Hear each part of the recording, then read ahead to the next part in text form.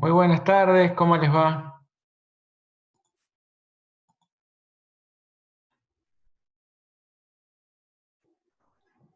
¿Cómo andan? ¿Se escucha bien? ¿Se ve bien?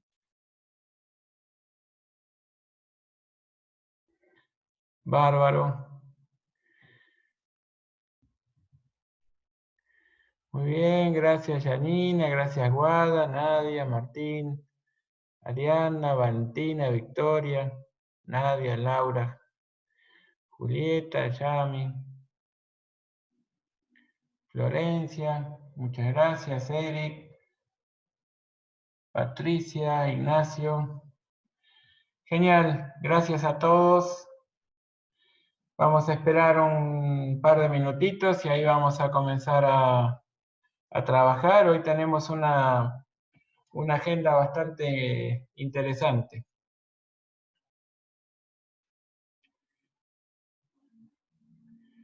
Vayan pensando si quieren preguntar algo antes de iniciar.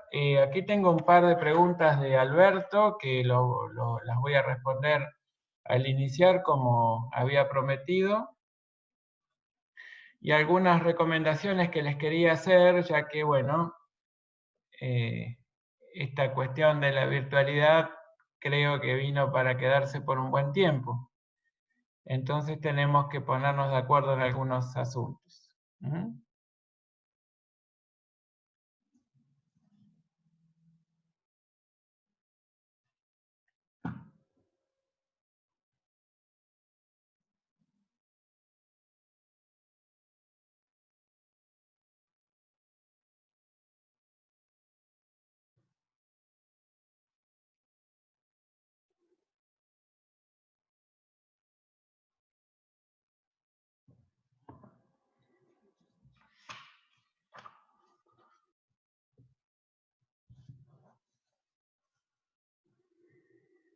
¿Ninguna consulta por el momento?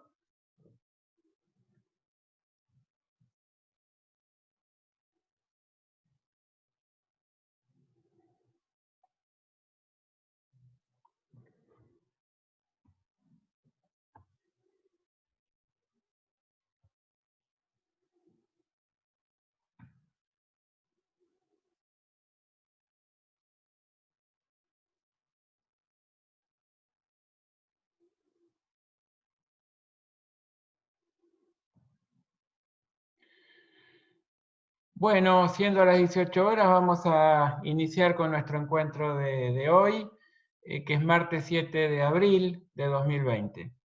En principio lo que les quiero comentar es que esta modalidad de clases virtuales es altamente probable por las noticias que nos van llegando, las decisiones de nuestro rector y de nuestras autoridades locales de la facultad y demás, ha venido para quedarse, ¿sí? Por lo menos por un tiempo importante. Entonces, bueno, nosotros estamos por un lado sumamente satisfechos porque no hemos dejado de, de llevar adelante ninguna de las clases previstas, todo lo hemos seguido haciendo conforme al cronograma y encima sentimos que en verdad hemos logrado agregar valor aún, puesto que empiezan a contar con otro tipo de material, no solamente la digitalización del soporte de cada clase, sino también contar con las clases grabadas y que eso es un material muy valioso porque ustedes pueden recurrir a esas grabaciones cuantas veces quieran, ir para adelante, ir para atrás, mejorar la toma de apuntes, en definitiva, volver a escuchar una explicación y tal vez a partir de esa nueva revisión de la explicación, entender realmente alguna cuestión que hasta allí no haya quedado clara. Y la verdad es que estamos muy contentos, ya estamos también previendo que es muy probable que tomemos también el parcial bajo esta modalidad. Obviamente lo vamos a comentar en su momento, porque bueno, por supuesto es un asunto muy importante para todos, tanto para ustedes como para nosotros.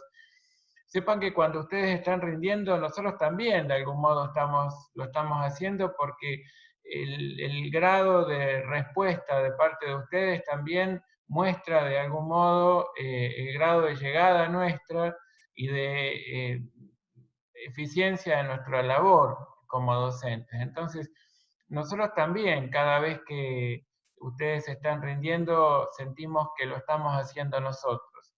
Y en este ámbito de la virtualidad, eh, pensamos mucho cómo poner en marcha un examen y ya tenemos unas cuantas ideas y ya las estamos ejecutando, cosa que podamos afinarlas y podamos llegar bien cuando todavía falta más de un mes para la evaluación. Entendemos que vamos a poder hacerles una linda propuesta como para que todos podamos hacer el trabajo que nos compete de la manera correcta. Pero bueno, esta virtualidad y esto de hacerle llegar tanto material, de algún modo ya hasta tomados los apuntes, si quieren, eh, me, me está preocupando de alguna manera en cuanto a cuál es la verdadera actitud de parte de ustedes. Eh, Noto que en todas las, digamos, en nuestro primer encuentro virtual se conectaron hasta 94 personas. A partir de allí, el nivel o la cantidad de participantes por encuentro ha siempre rondado los 50, 60, 70. Y bueno, no sabemos qué le ha pasado al resto. En realidad, esta es una primera duda que tenemos importante. No sé si no pueden conectarse a ese horario y como tienen la grabación no les importa y la ven después. No sabemos si es que no tienen posibilidad de acceder a las clases virtuales, en fin. En algunos días vamos a hacer llegar esta consulta para que todos nos respondan y podamos estar un poco más seguros del grado de llegada a cada uno de ustedes. Por otro lado, bueno, necesitamos decirles que ustedes deben tomar apuntes, que es una buena forma el poner como les digo siempre, el poner en práctica y en ejecución todos los sentidos es lo que a ustedes les va a aportar mayor eficiencia como estudiantes. El hecho de asistir a una clase de 2 horas y no estar activos en todos los sentidos no permite que ustedes puedan sacar lo mejor de esas 2 horas invertidas en capacitación.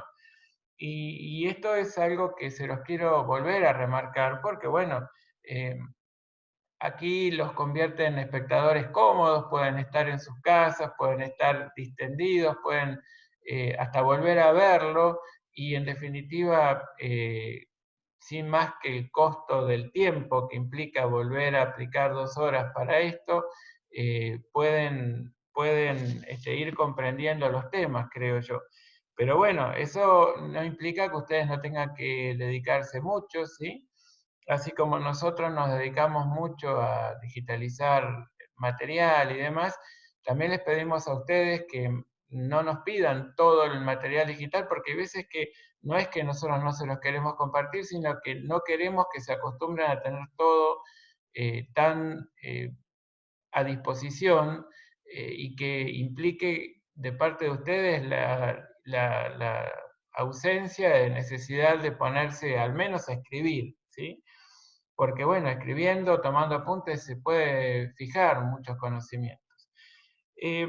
Fíjense que nosotros tenemos en el canal de YouTube solo 52 suscriptores, y si bien ustedes pueden acceder y ver todos los videos aún sin hacerse suscriptores, la verdad es que nos gustaría que se suscriban todos y que dejen algún testimonio acerca de qué les parece lo que están, el material al que tienen acceso.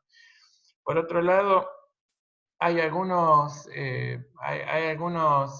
grabaciones de algunas clases que llamativamente no han accedido, no tienen muchas vistas.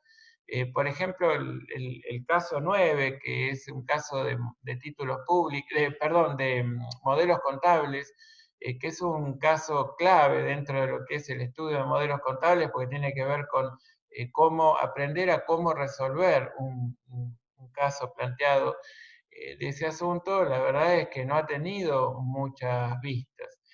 Y si bien puede o pudo haber ocurrido que varios se han quedado satisfechos con el desarrollo de la clase en la clase misma, y eso lo comprendo, creo que el revisar algún punto de la clase, el volver a escuchar la explicación, el volver a ver el material explicado por el docente a cargo de la clase virtual, puede agregar en mucho, ¿sí? Puede agregar mucho. Y bueno, entonces yo los convoco a que realmente puedan revisar todo el material y solucionar sus dudas.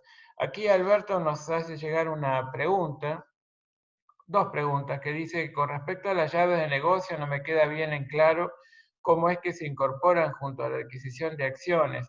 Y con respecto a la clasificación sobre el fin que se persigue, cuando habla de controlar al ente, puede ser que sea cuando se compran acciones y con ello adquiere voz y voto. Bueno, vamos a la primera.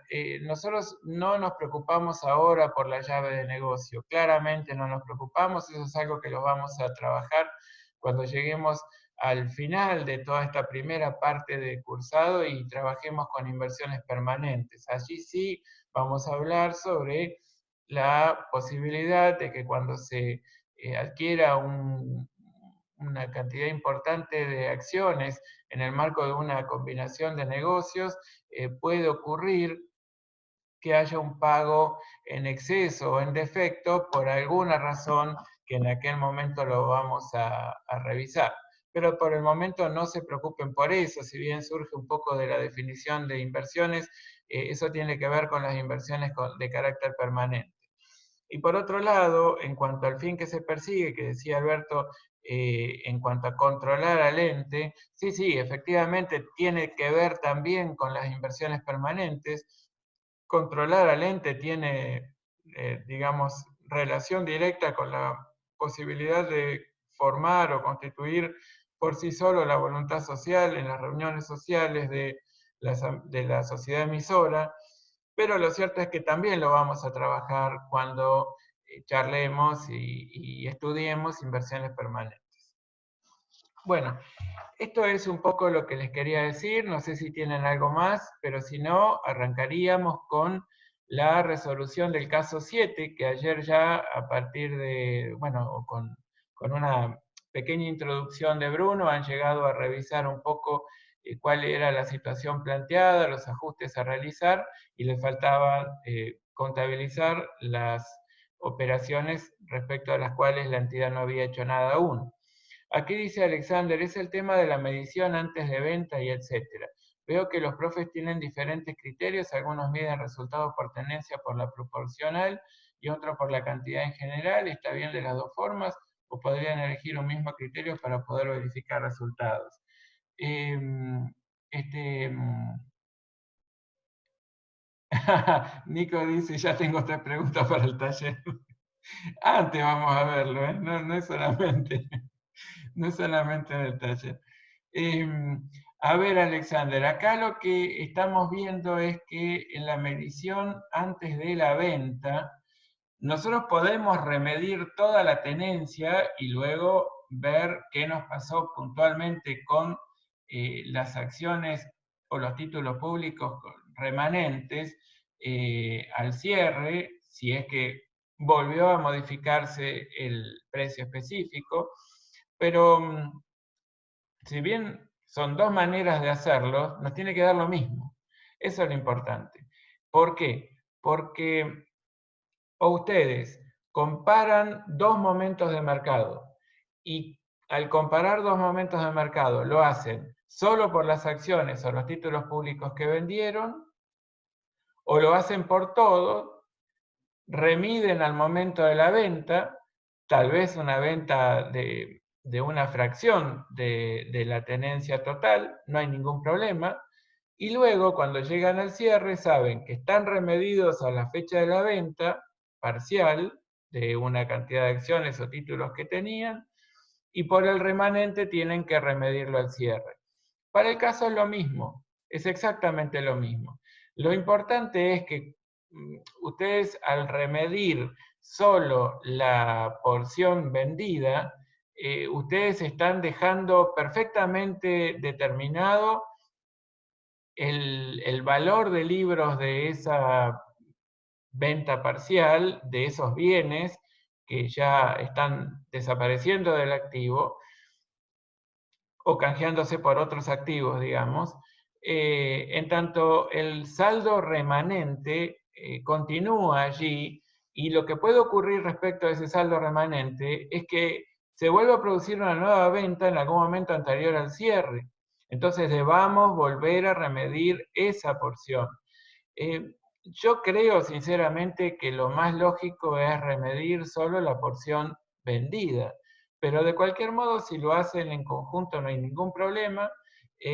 Y en términos generales, si se trata de bienes con mercado activo, como son estos con los que estamos trabajando por estos días, bueno, no importa, ustedes van a ver que producto de la venta ustedes no van a obtener un resultado, excepto cuando es el Estado el que lo rescata de modo obligatorio y a un valor distinto del mercado. Allí sí, el resultado del rescate anticipado por parte del Estado tiene que ver con el haber intervenido en un mercado que es de por sí transparente y el haber incorporado datos no observables para cualquier participante del mercado. Esa introducción de datos no observables en el mercado o por todos los participantes del mercado respecto de la cantidad de títulos que ustedes disponen, bueno, pues genera un resultado. Y eso no cambia, digamos, la naturaleza del activo. Pero bueno, ustedes lo pueden, nosotros somos libres en materia de cátedra y no decimos, yo particularmente como responsable de la cátedra, no digo esto tiene que enseñarse de esta manera. Eh, si hay un colega que lo quiere explicar de otra manera o entiende que la resolución más correcta sería de otra forma distinta, tiene la libertad para planteárselos a ustedes y de esa manera ustedes aprender más, porque no tienen un solo procedimiento, una sola manera de verlo, una sola perspectiva. La verdad es que es lindo que ustedes puedan ver que con fundamentos, porque ninguno va a decir que es o se debe hacer así porque sí, todos fundamentamos los procedimientos. Entonces, está bueno que ustedes vean que existen procedimientos alternativos y que ese es el mayor desafío de nuestra materia, en donde hay que formarse un criterio de las cosas y poder defenderlo, ¿sí? Para eso hay que estudiar mucho. Aquí dice uno de ustedes, hola, no me queda claro la diferencia entre vender los títulos públicos y el rescate por parte del Estado. Bueno, el rescate por parte del Estado es una venta compulsiva.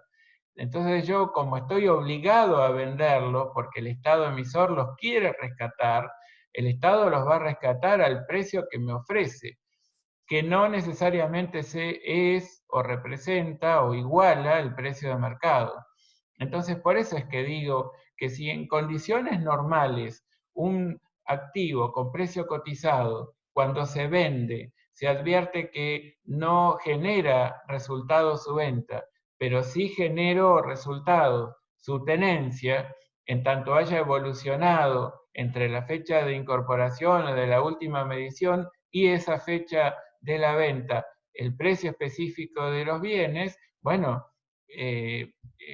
entendemos que ese pudo haber sido el resultado que generó la tenencia de ese activo, pero nos damos cuenta que de la venta el resultado bruto sobre ventas tiende a cero. Ahora, cuando se interviene de algún modo o un hecho externo, ajeno a la libre vinculación de oferta y demanda en ese mercado transparente, que al introducir datos no observables por cualquier participante del mercado lo convierte en no tan transparente, por decirlo de algún modo, sencillo, genera resultados. Claro, porque no se está respetando el precio cotizado, porque los costos de intermediación tal vez terminan siendo diferentes, porque en definitiva las condiciones no son iguales a las que propone el mercado activo. Y bueno, y eso es claramente un resultado que no se tiene en términos normales, producto de la compraventa de acciones o títulos públicos, ¿de acuerdo? Aquí dice, el resultado del rescate siempre se obtiene por diferencia, siempre, siempre, claramente. Lo que tenemos que ver es remedir la porción vendida o rescatada, digamos, vendida obligatoriamente al Estado emisor, sí que eso significa un rescate, eh, remedirlo antes de registrar la venta, registrar el costo en función de ese nuevo valor de libros, y ahí vamos a notar que entre el precio pagado por el Estado que rescata y el valor de libros de ese activo, bueno, hay una diferencia. Esa diferencia es el resultado del rescate. Siempre es por diferencia. Entonces, para rescate y venta de títulos públicos se procede de la misma forma. Y bueno, claro, la única diferencia que ustedes van a ver entre venta y rescate, o rescate y venta en el orden planteado por Eric, es que si el Estado rescata, es muy probable que tenga un resultado de rescate. Pero no es factible que se me genere un resultado de la venta cuando la venta es en las condiciones de mercado al precio cotizado. ¿De acuerdo? Entonces, si el Estado rescata, muy probablemente tengo un resultado del rescate. Si yo lo vendo al precio cotizado en el mercado activo, bajo las condiciones a las que todos los participantes podemos acceder, pues vamos a ver que el resultado bruto sobre venta, es decir, comparando el valor de venta neto del costo de lo vendido, va a tender a cero. Ahora, de nada, dice, el resultado bruto sobre venta siempre es cero en el rescate de títulos públicos. No, no, no, es lo que acabo de decir, bueno, no sé cuál es el nombre. No voy a decir moto porque creo que ese no es el nombre. Traten de identificarse con el verdadero nombre acá, ¿sí? Ustedes pueden modificar cuando ingresan a Zoom cómo identificarse, ¿sí? Y es bueno para nosotros porque lo vamos conociendo a todos y cada uno. Es lo que acabo de decir, el resultado bruto sobre venta, cuando se rescata los títulos públicos, es decir, cuando se vende compulsivamente bajo las condiciones impuestas por el Estado emisor, que no es un participante del mercado, que genera justamente el precio cotizado y las condiciones de transparencia, eh, en esta situación está interviniendo y modificando las condiciones de venta a la que cualquier inversor pudo haber accedido, bueno, ahí ya hay rescate. Es decir, que el resultado bruto sobre ventas es diferente de cero, pero no hay resultado bruto sobre ventas diferente de cero cuando se opera bajo las condiciones normales. ¿De acuerdo? La fecha del parcial es la misma, sí es la misma, no se va a modificar, se va a respetar en las mismas condiciones en que habíamos pactado, solo que, por supuesto, vía virtual. Ustedes seguramente tenemos que afinar un poco el procedimiento, ya lo hemos charlado bastante, vamos a a enviarles un correo electrónico con el planteo y la solución, van a tener muy diferentes planteos y soluciones, de manera que no cometan ningún tipo de fraude, no se les ocurra, porque bueno, obviamente eso es algo que sería muy malo, después de todo sería una metida de patas cortas, porque en el segundo parcial seguramente va a ser presencial y bueno, y simplemente les permitiría llegar hasta allí, pero en definitiva ver casi perdido el tiempo. En consecuencia, bueno, nosotros vamos a hacerle llegar un parcial que tiene, bueno, las preguntas van a ser diferentes, las soluciones, los planteos van a ser distintos y las soluciones también, de manera que, bueno, les vamos a dar un tiempo relativamente más justo que el holgado que tienen en el marco del aula, y les vamos a pedir que también nos muestren en qué condiciones lo están resolviendo, ¿sí? De manera que estemos bien seguros de lo genuino que son las respuestas de cada uno. Mañana empezamos con teoría y práctica, sí, mañana empezamos con cuentas por cobrar, pero hoy todavía tenemos que revisar el caso 7, que no está resuelto integralmente, y a eso vamos. ¿De acuerdo?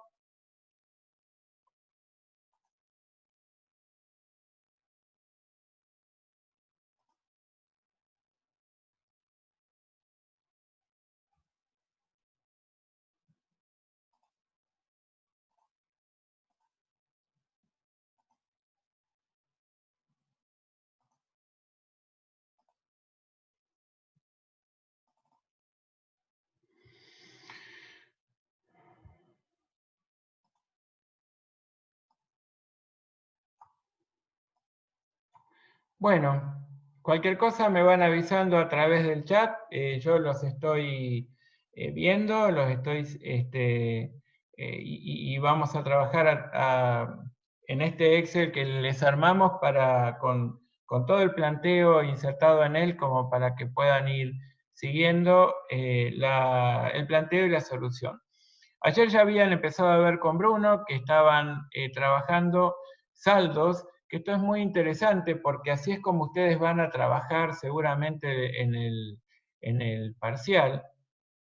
Seguramente nosotros les vamos a dar saldos para que ustedes descubran de qué manera habían registrado las operaciones, de tal modo que esos sean los saldos de las cuentas involucradas, y ustedes entonces, en función de los datos del planteo y de los datos de las operaciones, ustedes puedan descubrir cuáles fueron los errores que cometieron quienes registraron y, por supuesto, cómo modificarlos, ¿sí?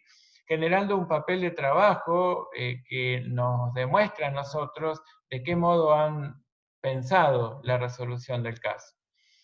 Ahora vamos a trabajar este caso en un modelo de valores corrientes sin ajuste, ¿de acuerdo?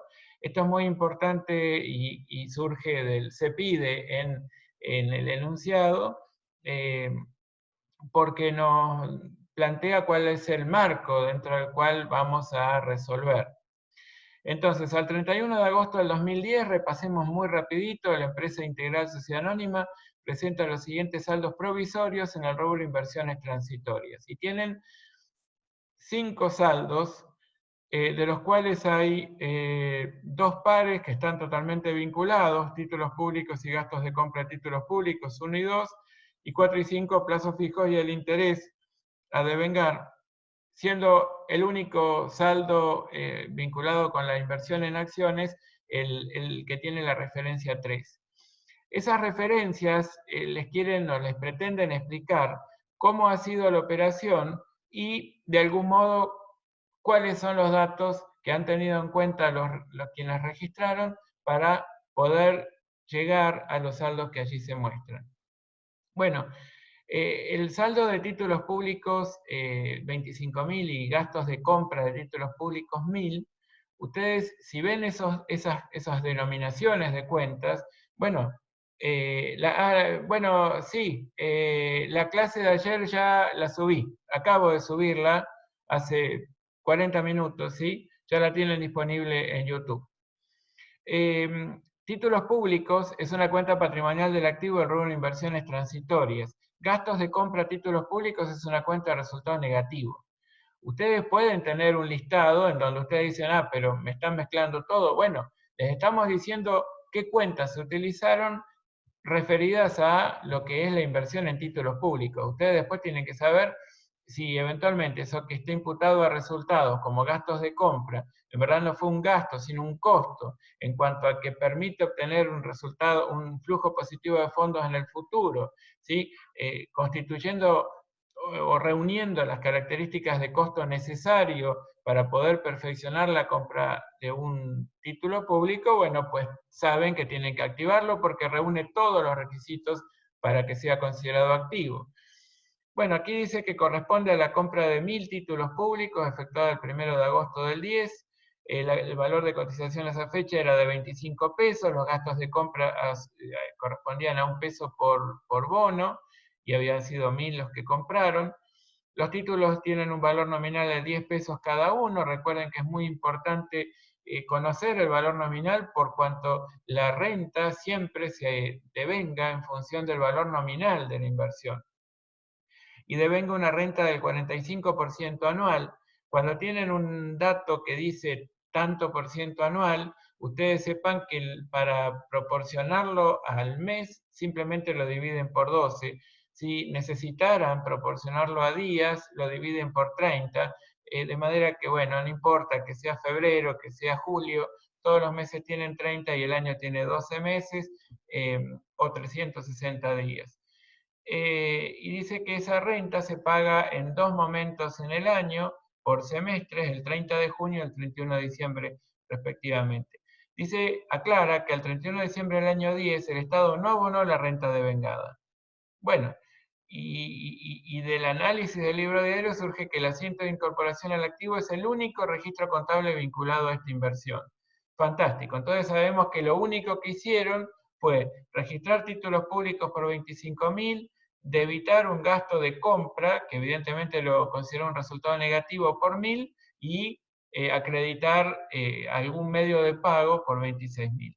Bueno, está claro que nosotros tenemos que ver cómo incorporar un título público. Ustedes saben que siempre se incorpora por el costo, de manera que nosotros tenemos que respetar el valor de cotización, multiplicarlo por la cantidad de títulos públicos que compramos, sumarle los costos de adquisición, que son los costos de intermediación necesarios, porque nosotros no podemos operar en un mercado de valores, sino a través de un agente de bolsa, sea una persona física o jurídica, y tenemos que netearlo del cupón corrido. ¿Por qué netearlo del cupón corrido? A propósito de esto, vamos a tener un par de videos como para, en lo que es el consultorio de, de contabilidad, vamos a subir esto, ¿sí?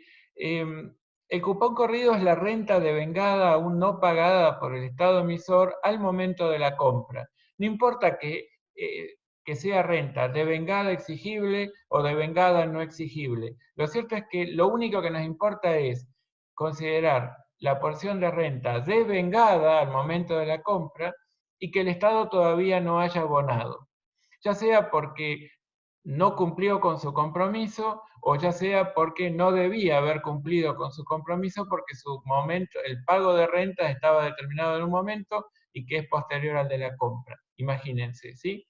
Entonces, ¿por qué lo neteamos? Lo neteamos porque el cupón corrido, como representa un derecho que el tenedor tiene a ejercer contra el Estado emisor para el cobro de la renta devengada, se incorpora directamente al valor de cotización, de manera que neteándolo del valor de cotización podemos distinguir la porción de los excedentes de fondos aplicados a la compra del activo que cumple con las condiciones de inversión transitoria, por cuanto me permite obtener una renta adicional a lo que es la actividad principal del ente, de aquella porción que está vinculado estrechamente con la compra o la inversión que realizamos, pero que no cumple con todos los requisitos para poder seguir siendo considerado inversión transitoria. ¿Por qué? Porque cuando yo pago por su valor nominal y me hago acreedor del derecho a exigir al Estado que me pague a mí la renta que devengó aún en manos del anterior tenedor, yo lo único que voy a hacer al ejercer ese derecho es recuperar el costo invertido. De manera que yo no tengo la posibilidad de tener una expectativa de renta adicional a la actividad principal. Entonces, dado que no está cumpliendo con ese requisito indispensable para ser considerado inversión, lo reclasifico como un crédito y como no está vinculado con la actividad principal, lo expongo dentro de otros créditos. Entonces aquí el valor de incorporación, como ayer ya lo vieron con Bruno, era de 25.625. El cupón corrido, ¿cómo lo calculamos? Bueno, eran 1.000 títulos públicos cuyo valor nominal individual era 10, de manera que son 10.000 pesos, representaría el valor nominal de toda la tenencia de títulos públicos. ¿Y cuánto nos está pagando el Estado? Bueno, el Estado dice que paga un 45% anual. Entonces, bueno, lo multiplicamos por el 0,45 y sabemos que son 4.500 pesos que en el año nos van van a devengar de renta esos 1.000 títulos públicos. Bueno, lo dividimos por 12 y tenemos la cantidad o el monto de renta que obtiene el tenedor del título público por el mero transcurso de un mes. Bueno, ¿y aquí qué había pasado? Ustedes saben que la renta se devenga por semestre, ¿sí? Se paga por semestre. Los pagos de los momentos de pago de renta son el 30 de junio y el 31 de diciembre. Dice que el 31 de diciembre, bueno, no había pagado el Estado, pero ¿cuándo lo compramos? El 1 de agosto. Y nosotros, ¿a qué fecha estamos trabajando? Al 31 de agosto. Bueno, entonces al 31 de agosto hubo un mes de vengamiento de renta. Y eso es lo que nosotros consideramos cupón corrido, ¿sí?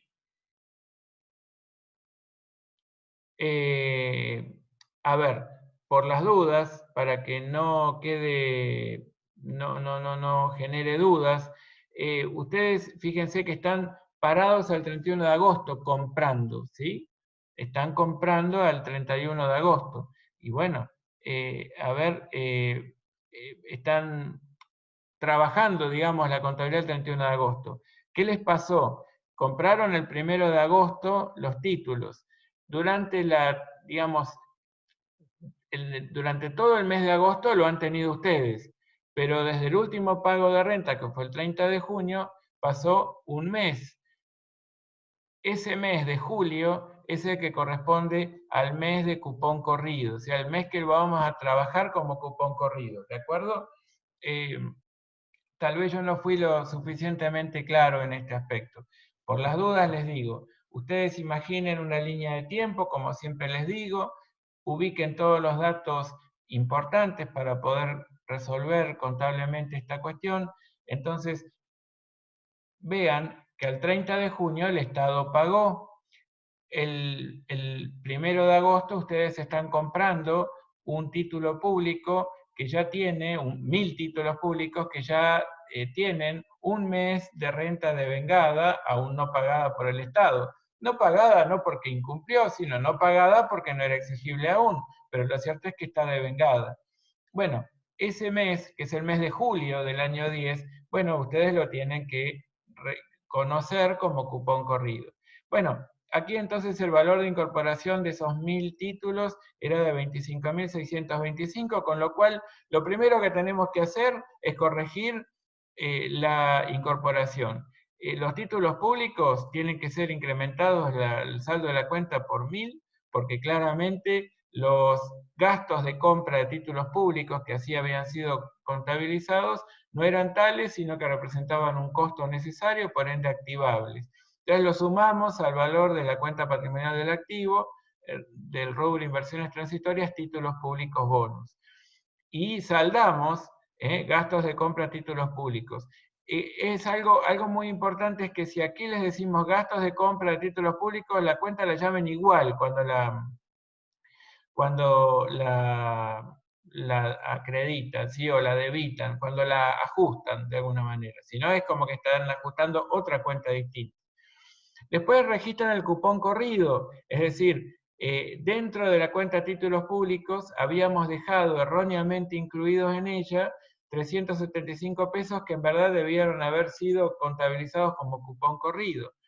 Y luego, ¿qué hacen? Devengan la renta de un mes, que es la de agosto. Entonces allí otra vez tienen 375 pesos que debité acreditar, pero las cuentas que intervienen son otras. Renta de títulos públicos a cobrar, cuenta patrimonial del activo, del rubro otros créditos, ¿sí?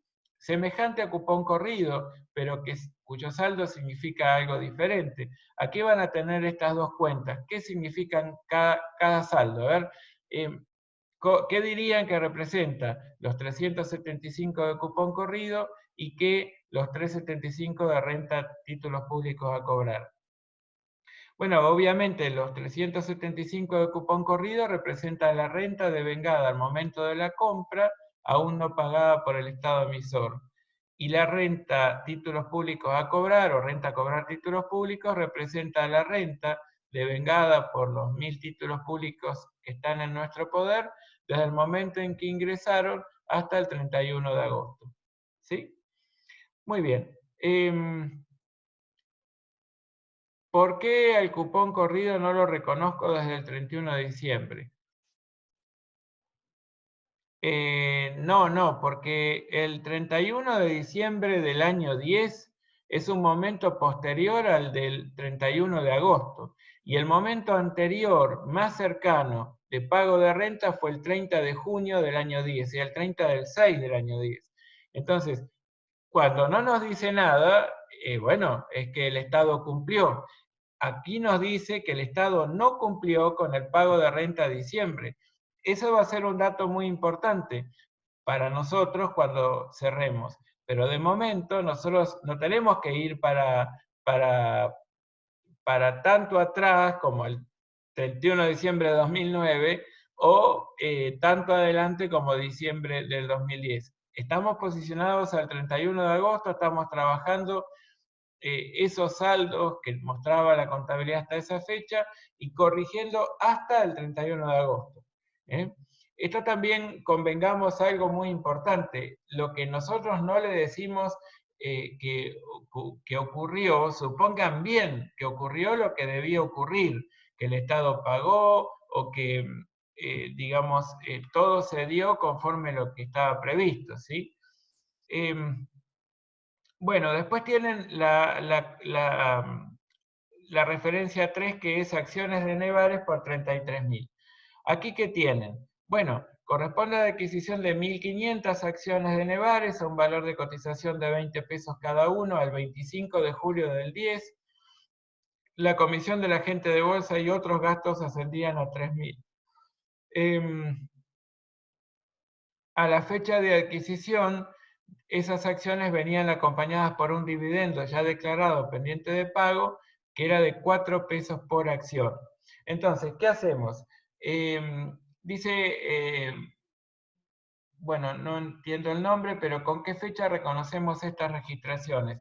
Estas registraciones deben ser reconocidas en definitiva con fecha 31 de agosto, porque yo estoy suponiendo que al 31 de agosto me pasó lo que me pasó.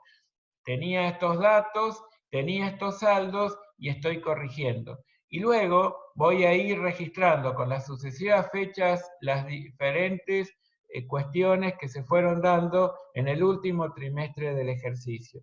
¿De acuerdo? Entonces, o en el último cuatrimestre del ejercicio. ¿De acuerdo?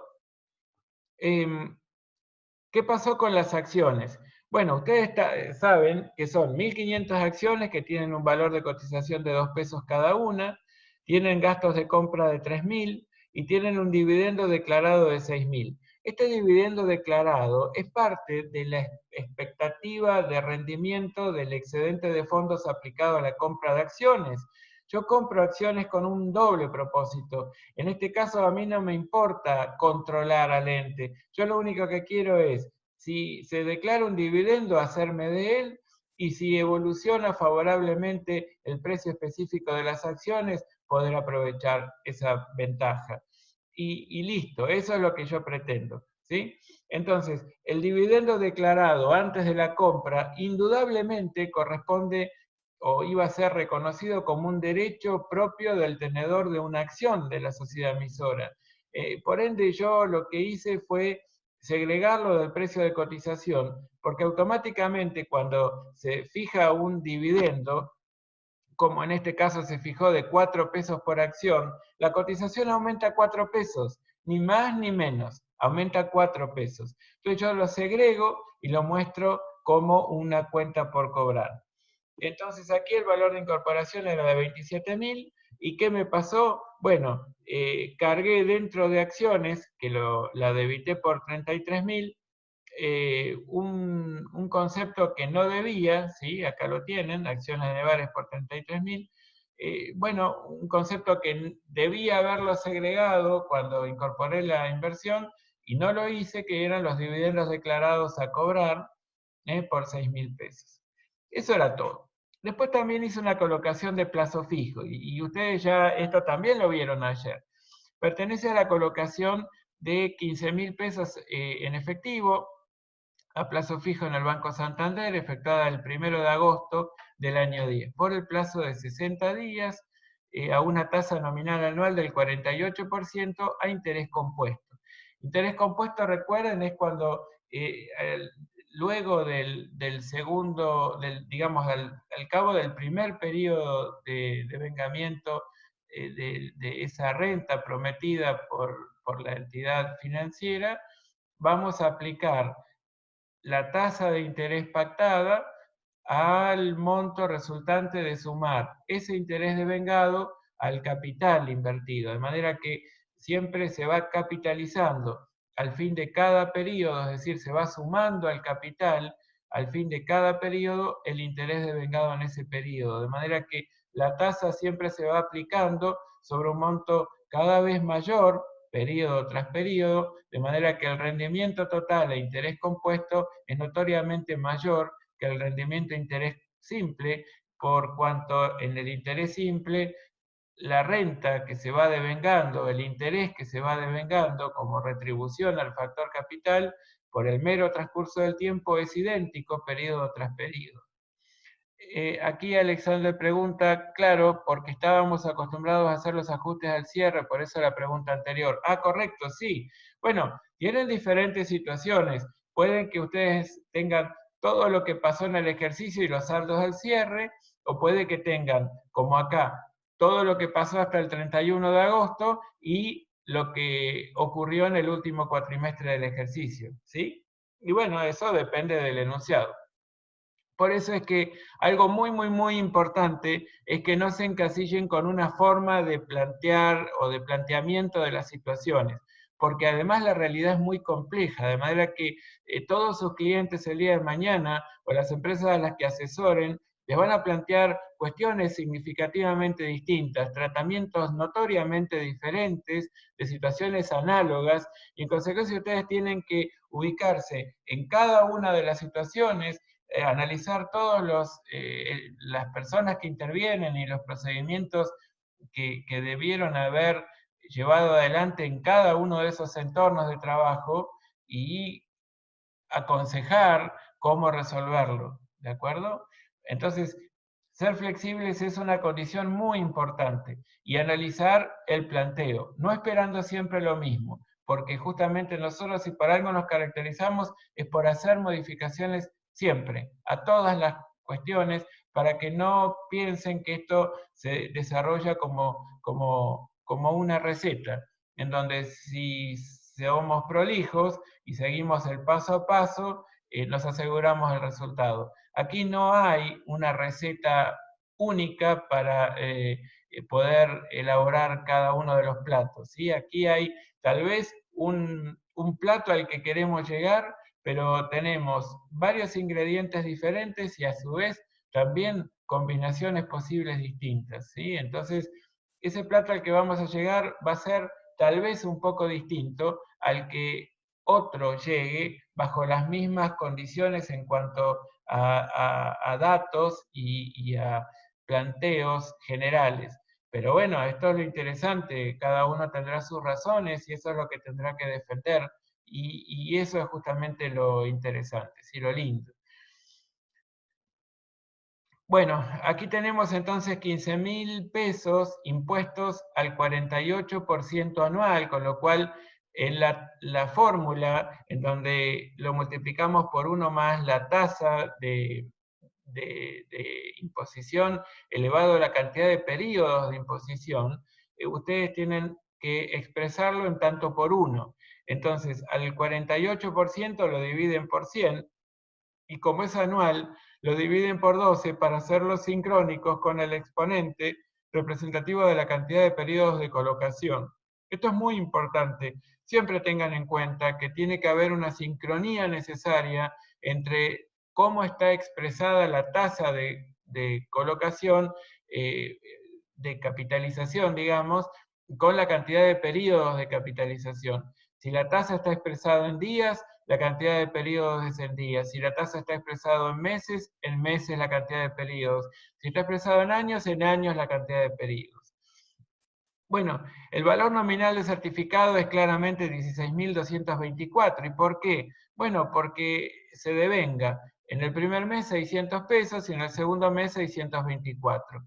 Y esta es la resultante de esa inversión a interés compuesto que va generando después del primer periodo de colocación, en donde interés simple y compuesto arrojan el mismo resultado, un rendimiento mayor al ser la colocación a interés compuesto.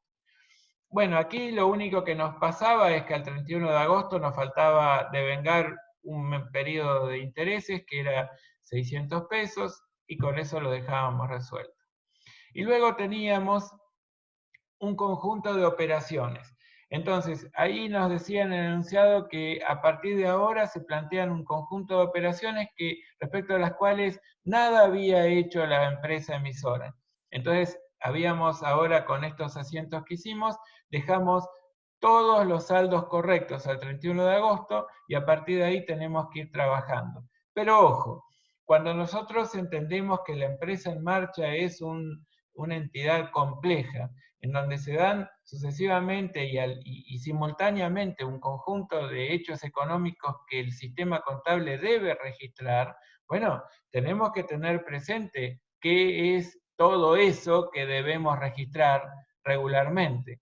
Entonces, nosotros hasta ahora sabemos que invertimos en títulos públicos, que devenga una renta, que invertimos en acciones, que tal vez tenga algún dividendo o declarado o a declarar que pueda generar una necesidad de registración. Que tenemos una inversión en plazo fijo que obviamente va a devengar un interés mensual. Entonces, a partir de ahora no tenemos que concentrarnos solo en las novedades y olvidarnos de esto que iba pasando. Entonces, esto es algo muy importante para que lo tengan en cuenta. La primera de las operaciones no registradas tiene que ver con que el 7 de septiembre se procede a la venta de 200 acciones de Nevares por 4.400 pesos. Dice que la operación es cancelada en efectivo y a esa fecha de la venta el valor de cotización era de 25 y los gastos directos de comercialización de 3 pesos. Entonces, ¿qué registramos? Registramos una venta de acciones por 5.000 porque, bueno, nosotros tenemos que, nos hacemos del dinero neto de 4.400 y afrontamos los gastos de venta de las acciones. Pero, ¿qué pasa? ¿Cuál es el costo de la venta? Nosotros sabemos que cuando trabajamos las acciones, nosotros decíamos que teníamos un valor de incorporación de 27.000 por las 1.500 acciones, y habíamos encontrado una cuenta que estaba vinculada a esta, pero lo mostrábamos como un crédito, que tenía un saldo de 6.000 y que correspondía a los dividendos declarados antes de nuestra compra y que todavía la sociedad emisora no había abonado.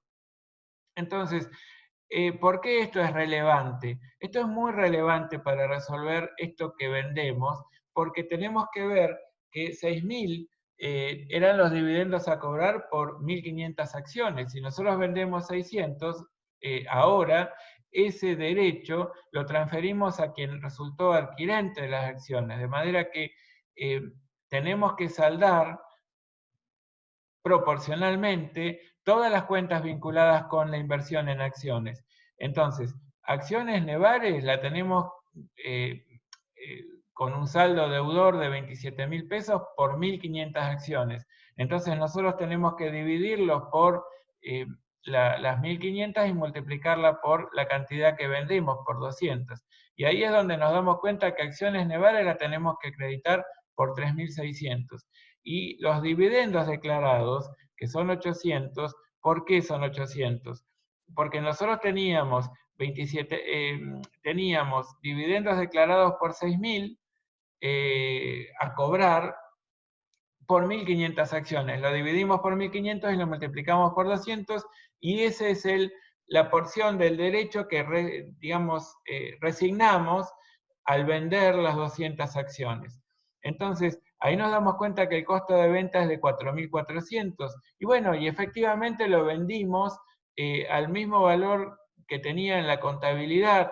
Y esto significa que nosotros debimos haberlo, registrado un resultado por tenencia. Sí, sí, claro. Nosotros tendríamos que haber registrado. Entonces, después de esta explicación, yo les quiero mostrar cuáles son efectivamente los pasos que debieron haber dado, que esto es lo importante, los pasos que debieron haber dado para resolver esto en forma idónea. Ustedes dicen, bien, esto no fue registrado. Ok, no fue registrado, registro la venta. Registro que me ingresaron 4.400 pesos en caja, que me ingresaron, que tuve que afrontar gastos de venta por 600 y que vendí acciones por 5.000. Entonces ustedes dicen, a ver, ¿cómo es esto? Vendí acciones por 5.000, 200 acciones a 25 pesos la cotización cada una. Fantástico, sí, eso da 5.000. Hasta ahí todo bien. Ahora, registro el costo. Bueno, vamos a hacer la medición de la porción de las acciones que vendemos para ver si estamos bien.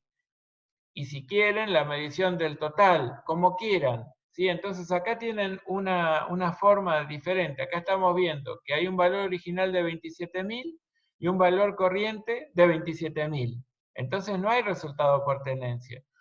Podrían haberlo hecho así o podrían haber hecho acá al lado solo la remedición de las 200 acciones. En este caso no incide porque justo no hubo resultado por tenencia, pero si lo hubiere, bueno, ¿qué les pasaría después de remedir la tenencia de acciones?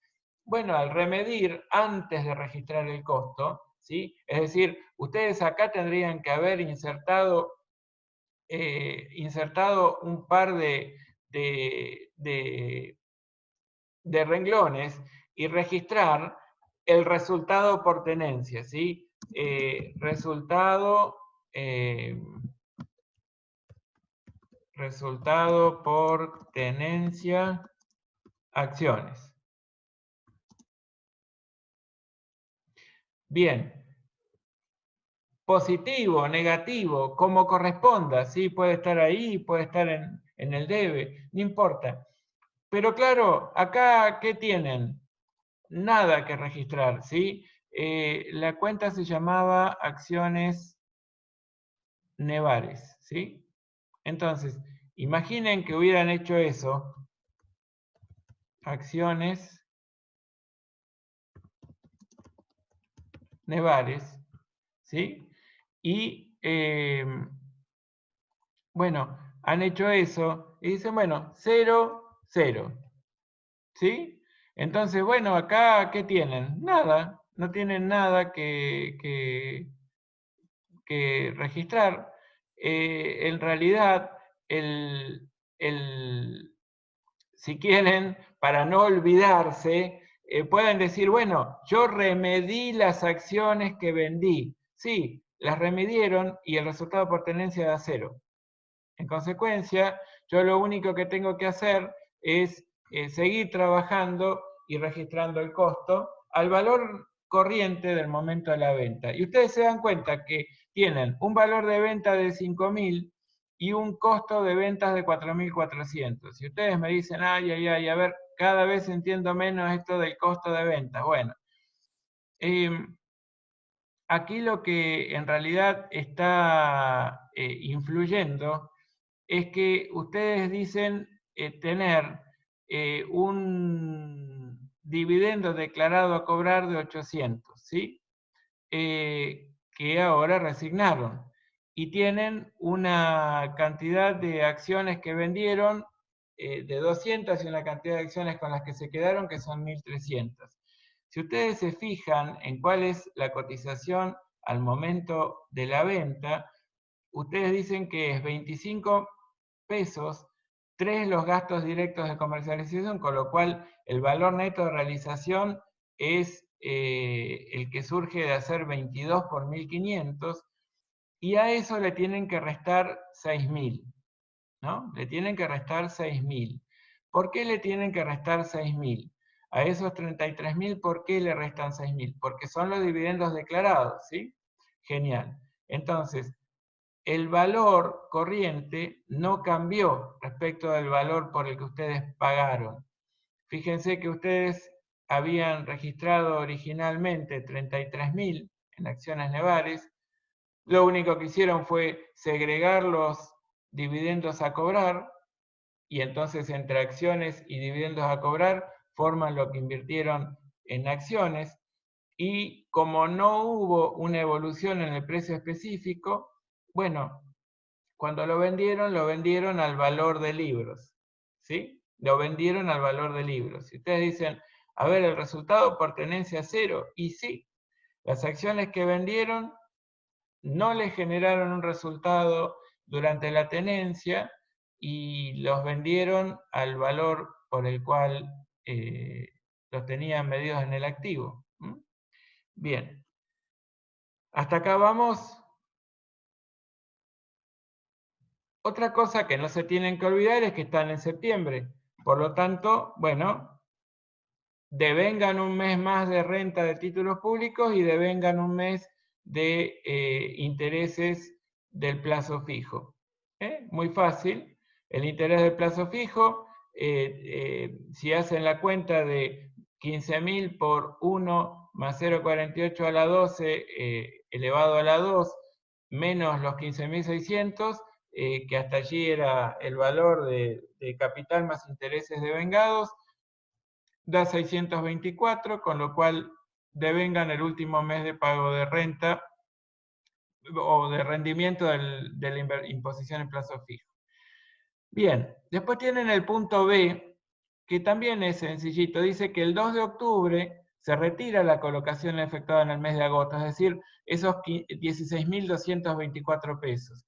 Y ese importe se acredita en la cuenta corriente habilitada en el Banco del Chubut. Entonces ustedes ahí lo único que hacen es Banco del Chubut, a depósito a plazo fijo Banco Santander por 16.224, ¿sí? Esto que tienen aquí.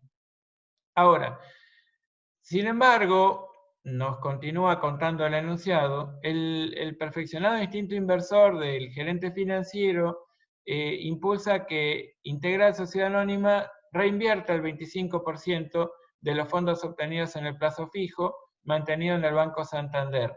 Entonces, aprovechando esa nueva oferta, se coloca el dinero en una tasa de interés compuesto mensual del 5% a 150 días, recibiendo por esa transacción un certificado de depósito a plazo fijo por 5.176,60. Efectivamente, cuando hacen las cuentas, dicen, a ver, reinvirtieron el 25% del valor nominal del certificado que venció en el mes inmediato anterior. El valor nominal era 16.224. Por el 25% da 4.056. El nuevo plazo fijo, tenemos que ver cuál es su valor nominal. Fantástico. Tenemos un 5% de interés mensual acumulativo que lo vamos a colocar a 5 meses. Entonces, el valor nominal del certificado de plazo fijo nuevo es 5.176,60.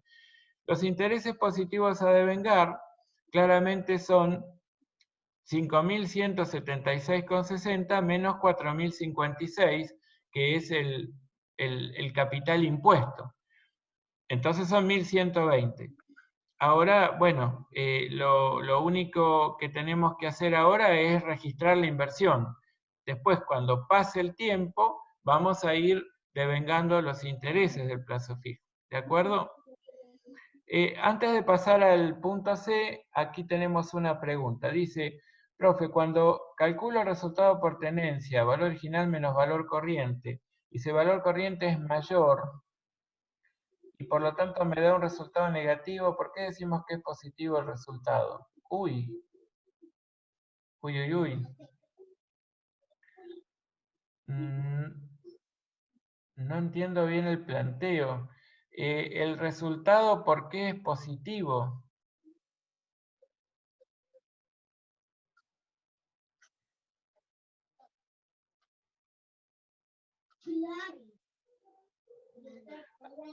A ver si es el...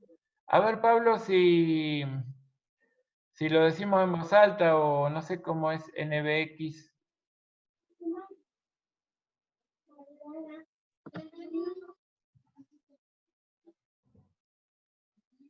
Escucho, ¿eh? Quien tiene el micrófono abierto, por favor, le pido que lo cierre. Pero sí que habiliten, por favor, ustedes, los que están ahora chateando, para, para aclarar esta consulta.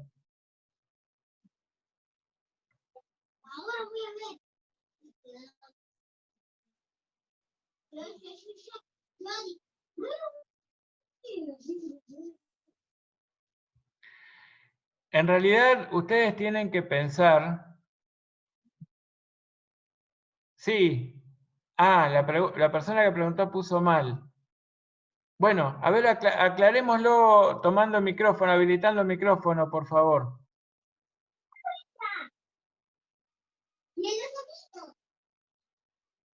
No, no entiendo la pregunta, por favor, si lo hacemos con el micrófono, ¿sí? Ah, es que hablo pero no se escucha. Yo no silencié a ninguno, así que fíjense en el ángulo inferior izquierdo, ustedes van a tener la posibilidad de habilitar su propio micrófono, ¿sí? Así como también deshabilitarlo. Aquí Jazmín dice, ¿tenés el micrófono prendido? Sí, por favor, si lo apagamos.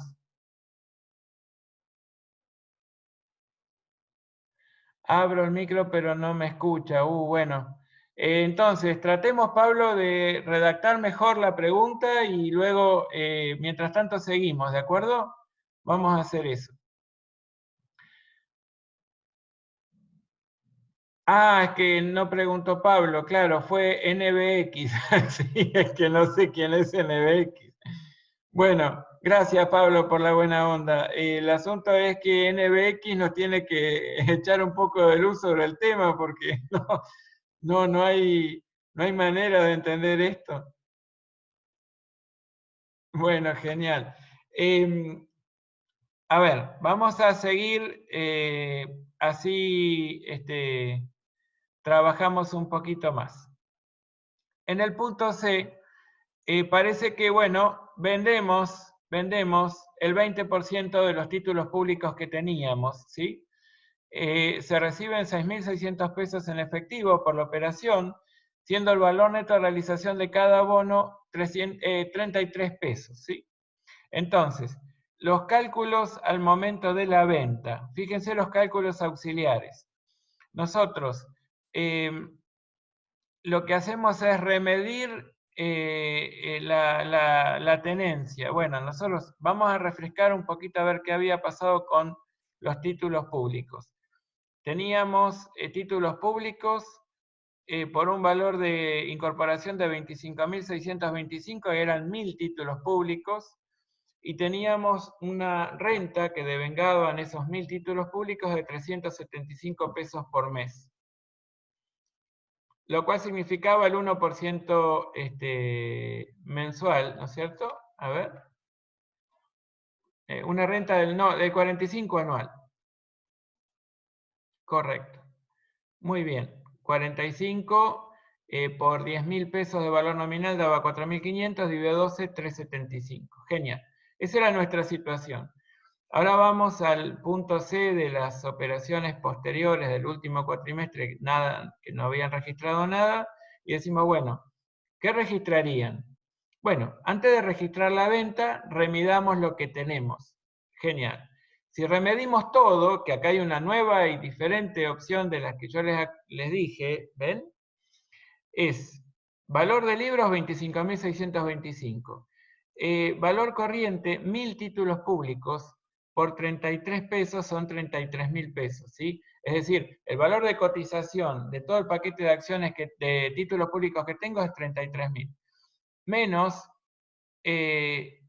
un mes de cupón corrido, 3.75, menos 2 meses de renta, 7.50, menos la mitad de un mes, la mitad de un mes de 3.75, porque justo lo vendemos el 15 de octubre, daría que el valor corriente, que es valor neto de realización, neto de rentas, sería 31.687,50. De manera que toda la tenencia de títulos públicos hasta el momento de la venta parcial arrojaron un resultado por tenencia positivo de 6.062,50. Entonces, en el primer asiento ustedes ven que registramos eso.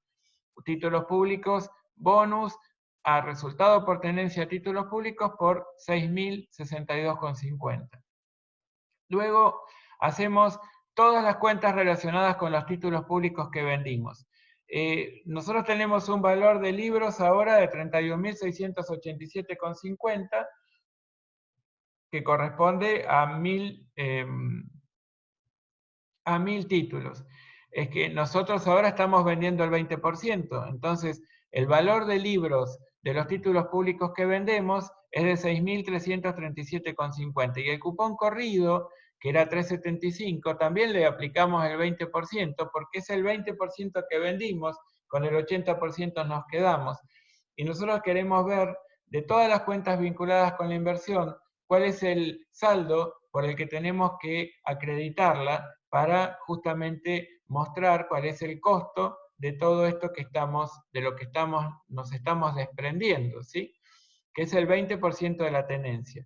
Entonces, 20% de 3.75 da 75 y 20% de toda la renta devengada hasta allí nos da 187,50. Entonces, ¿qué hacemos hasta allí? Bueno, en realidad tenemos que devengarla. Acá hay una pequeña alteración de orden de asientos. Yo hubiera puesto rentas a cobrar a rentas obtenidas por 187,50 antes de registrar la venta, pero bueno, es lo mismo. Para el caso estamos haciéndolo el mismo día, así que el orden de los factores no altera el producto. Registramos la venta del título público a 6.600, esa es la plata que recibimos. Y ahora el costo. ¿Cuál sería el costo? Bueno, tenemos que saldar todas las cuentas vinculadas con la inversión. Títulos públicos bonus por el 20%, cupón corrido por el 20%, rentas a cobrar títulos públicos por el 20%.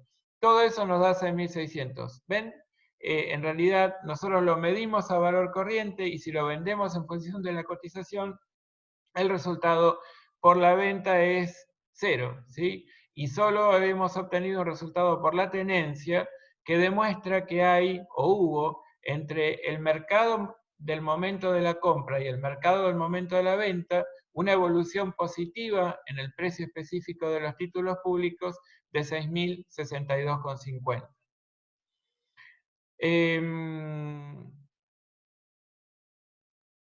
Gracias Agustina, se equivocó NBX. Miren, para el superagente, no sé.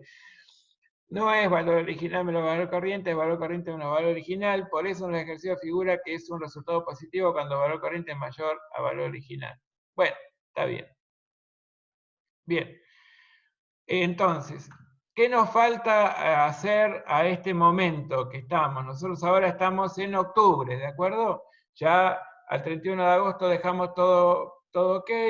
A septiembre registramos todo lo que teníamos que registrar. Ahora tenemos que registrar todo lo que nos falta de octubre, que es el devengamiento de las rentas, pero ahora por 800 títulos públicos y no por 1.000, y los intereses correspondientes al plazo fijo. Las rentas, fíjense, 800 por 10 da 8.000, darían 300 pesos mensuales, pero ahora son 15 días, porque desde el 15 de octubre al 31 de octubre, bueno, 150 pesos. Y los intereses devengados son 202,80, que resulta de la cuenta que allí ven. 4.056, que es el monto impuesto, colocado al 5% mensual por un solo mes de colocación, que es lo que da 4.258,80 menos 4.056, que es el monto impuesto, ¿sí? Al cabo del primer periodo de vengamiento de renta del interés del plazo fijo, nos da 202,80 pesos.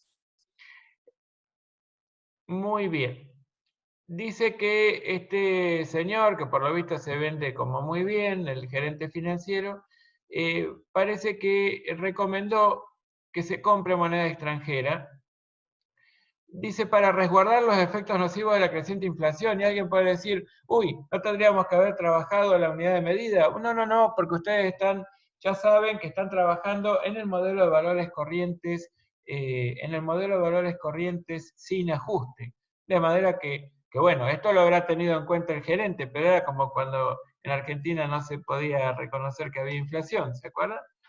Bueno, en noviembre dice que compró moneda extranjera, fantástico. ¿Cuáles eran los datos? Dice que el 13 de noviembre, recuerden siempre esta fecha, porque el 13 de noviembre es mi cumpleaños. Así que espero una linda torta. No, no. Em, em, el 13 de noviembre, ven que ahora me distraje y no sé ni de qué estoy hablando. El 13 de noviembre compra $1.420. A ver, aquí tenemos dos datos. Tipo de cambio, comprador 3,72. Tipo de cambio vendedor 3,80. Y lo hace contra, digamos, emitiendo un cheque del Banco Chubut, cuenta corriente del Banco Chubut. Entonces, ¿por qué valor tenemos que darlo de alta? Bueno, el representativo de su costo. ¿Y cuál es el representativo de su costo? El que surge de aplicar el tipo de cambio vendedor por la cantidad de dólares adquiridos. ¿Y por qué tipo vendedor? Porque es cuando nosotros llevamos pesos, que fueron en total 5.396 pesos, y nos quisimos hacer de moneda extranjera. Entonces la entidad financiera, la entidad cambiaria, lo que hizo fue vendernos a 3,80 cada dólar, 3,80 pesos cada dólar, ¿sí? Y en consecuencia, el tipo de cambio vendedor, dado que esa denominación está puesta desde el lado de la entidad cambiaria, es el que tenemos que aplicar y el que es representativo de su costo de compra, es decir, de su valor de ingreso al patrimonio. Bueno, y después, ¿qué más tenemos? Que el Estado nos notificó el 20 de noviembre que rescata 500 títulos públicos por 18.000 pesos. Dice que el valor neto de realización de los bonos se mantenía estable con respecto a la última venta efectuada.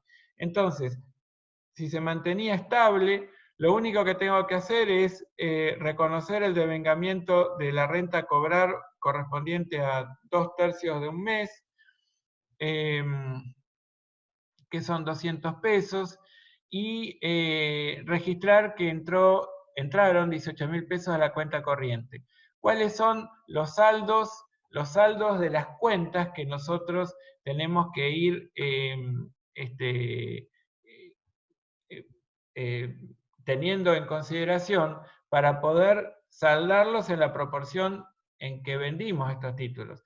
Teníamos 800 títulos y vendimos 500, y los vendimos claramente a una condición distinta de la del mercado, porque el Estado vino y nos dijo, por 500 de los 800 títulos que usted tiene, le pago 18.000 pesos.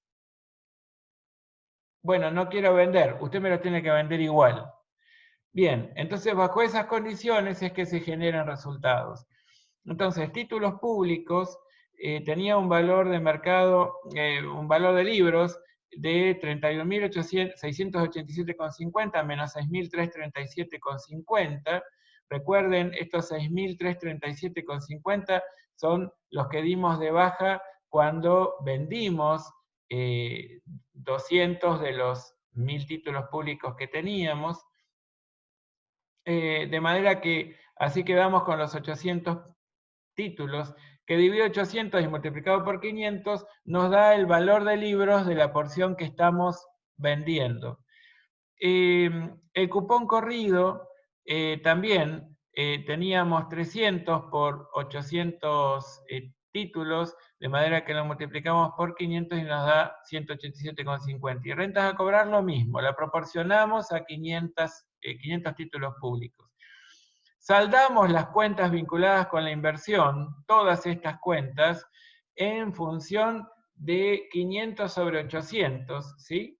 Y comparando con los 18.000 pesos que nos ingresaron, reconocemos un resultado del rescate de 1.281,15. Bueno, por supuesto, al 30 de noviembre nos quedaron 300 títulos públicos que devengan una renta de 37,50, ¿sí? Aquí tienen las cuentas, y el interés del plazo fijo de 212,94. Aquí me está preguntando, la cuenta rentas a cobrar por 187,50 sería por los 15 días restantes que nos falta hasta fin de mes. Lo puedo plantear 375 sobre 30 por 15. A ver, 187,50 sería. 375 era el total del cupón corrido al momento de la compra, es decir, el total de la renta devengada al momento de la compra, no pagada por el Estado emisor, y correspondía a 1.000 títulos públicos. De esos 1.000 títulos públicos vendimos el 20%, 200, y nos quedamos con 800. Entonces, el valor de libros, dado que no está hecho ahí el mayor, es de 300, ¿sí? 375 menos 75. A esos 300 lo tengo que dividir por 800, para saber qué porción o cuál es el monto de cupón corrido que corresponde a cada título público. Y eso lo multiplico por 500 y me da 187,50. ¿Sí? 375 dividido 30 por 15 no es una cuenta válida, porque estamos comenzando con un valor que no es correcto a esa fecha. Fíjense que ya cuando registramos la venta del 20%, fíjense que el cupón corrido ya fue acreditado por 75. Simplemente les recomiendo que mayoricen todo lo que van registrando aquí. Cuando mayorizan se dan cuenta que la cuenta cupón corrido, luego de esta registración de la venta realizada el 15 de octubre, quedó con un saldo deudor de 300, ¿sí?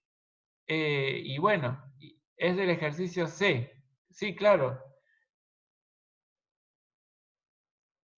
Ah, la profe la planteó para la venta del 20. Ah, del 20%. Ah, y claro, ahí es 375. A ver, ¿y cómo era la cuenta que hacía? 375 digo 30 por 15.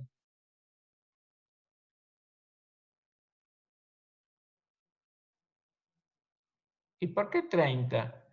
Que es para ver... no, no, no. No, esa cuenta...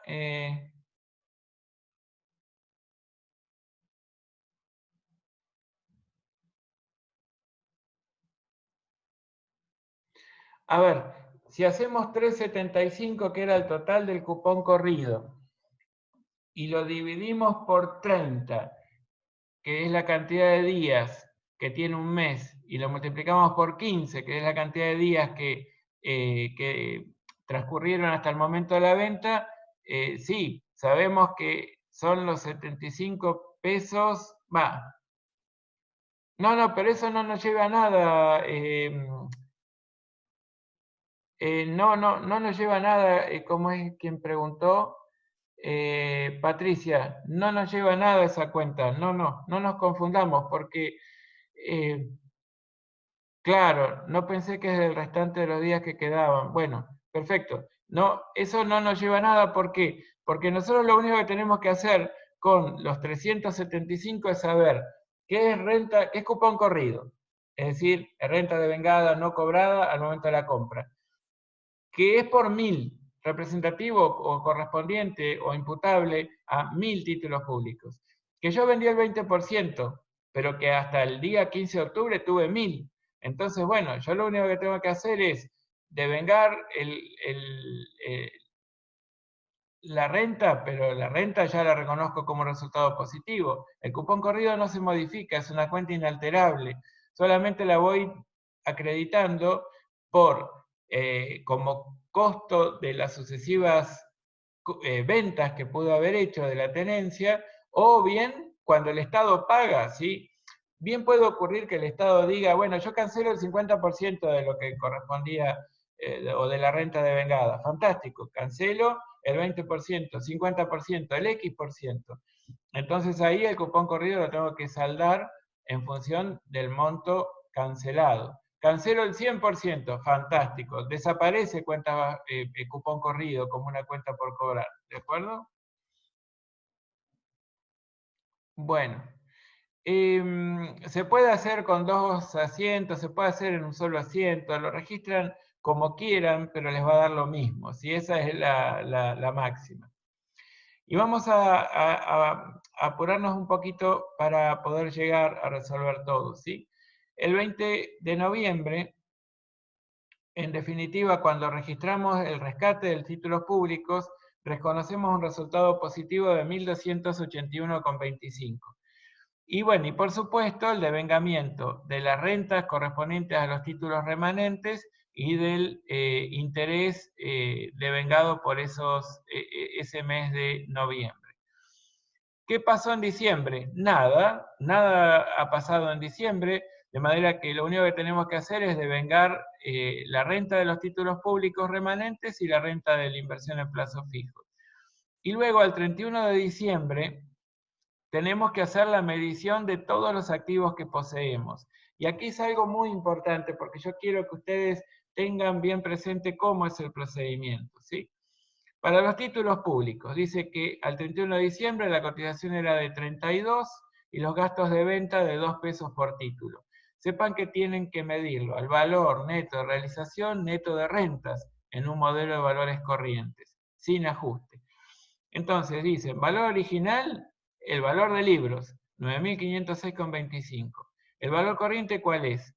300 títulos públicos, recuerden que habíamos comprado 1000, vendimos primero 200 y después 500. Nos quedaron 300. Por el valor neto de realización, que es 32 menos 2, es decir, es por 30, menos 562,50, que es el cupón corrido, que es la renta a cobrar, y 112,50, que es el cupón corrido. Entonces, el valor neto de realización neto de rentas es de 8.325, con lo cual la tenencia de títulos públicos nos dio una pérdida de 1.181,50. ¿Qué pasó con las acciones?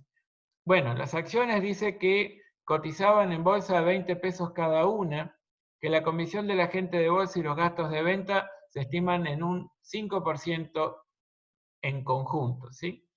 Entonces, un valor de libros de 23.400, ¿y cómo hacemos para estimar el valor corriente? 1.300 acciones, que son las que tenemos, recuerden que eran 1.500 y vendimos 200, por 20, que era 20, era la cotización, ¿sí? Nos da el valor de cotización, 26.000. ¿Y por qué lo multiplicamos por 0,95? Porque es lo mismo que multiplicarlo por el 5% menos, ¿sí? Que sería el gasto directo de venta, ¿sí? El costo del comisionista, del intermediario, del agente de bolsa. Y todas las demás cuestiones relacionadas con la venta. Bueno, entonces allí es que tenemos que son 24.700 sería el valor neto de realización. Pero recuerden que tenemos un dividendo pendiente de cobro, que por 1.500 acciones era de 6.000 y que teníamos 800 que correspondían a 200 que vendimos. Así que el saldo de dividendos a cobrar a esa fecha era de 5.200. Entonces el valor neto de realización neto de dividendos nos daría 19.500. Entonces aquí también tenemos un resultado por tenencia negativo de 3.900 en el caso de las acciones. ¿Qué pasó con la moneda extranjera? La moneda extranjera dice que cotizaba a esa fecha, tipo comprador 3.60 y tipo de cambio vendedor 3.70. A ver, el tipo de cambio comprador nos anuncia de cuántos pesos me voy a hacer si yo voy a vender la cantidad de unidades de moneda extranjera que poseo. El tipo de cambio vendedor me dice cuál es la cantidad de pesos que tengo que entregarle a la entidad cambiaria para hacerme de una unidad de moneda extranjera. Entonces, si yo llevo $1 a la entidad cambiaria, me entrega 3 pesos con 60. Si yo quiero comprar $1, la entidad cambiaria me va a pedir que le entregue 3 pesos con 70. ¿De acuerdo? Eso es lo que denota el tipo de cambio comprador y vendedor.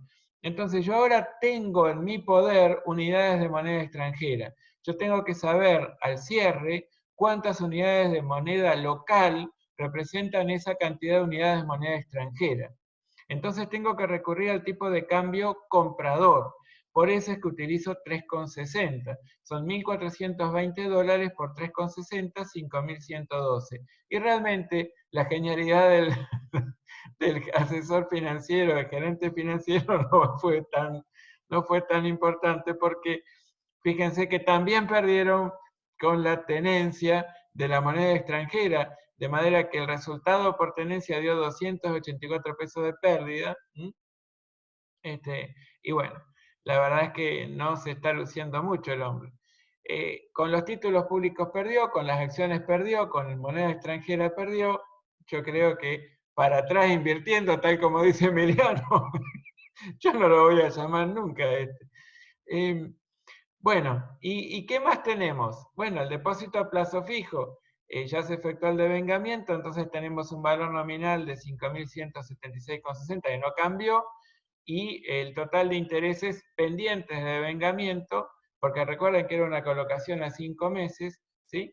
De manera que el valor presente del plazo fijo, es decir, el valor nominal, que es el valor escrito en el certificado, neto de los intereses no devengados, da 4.695,33.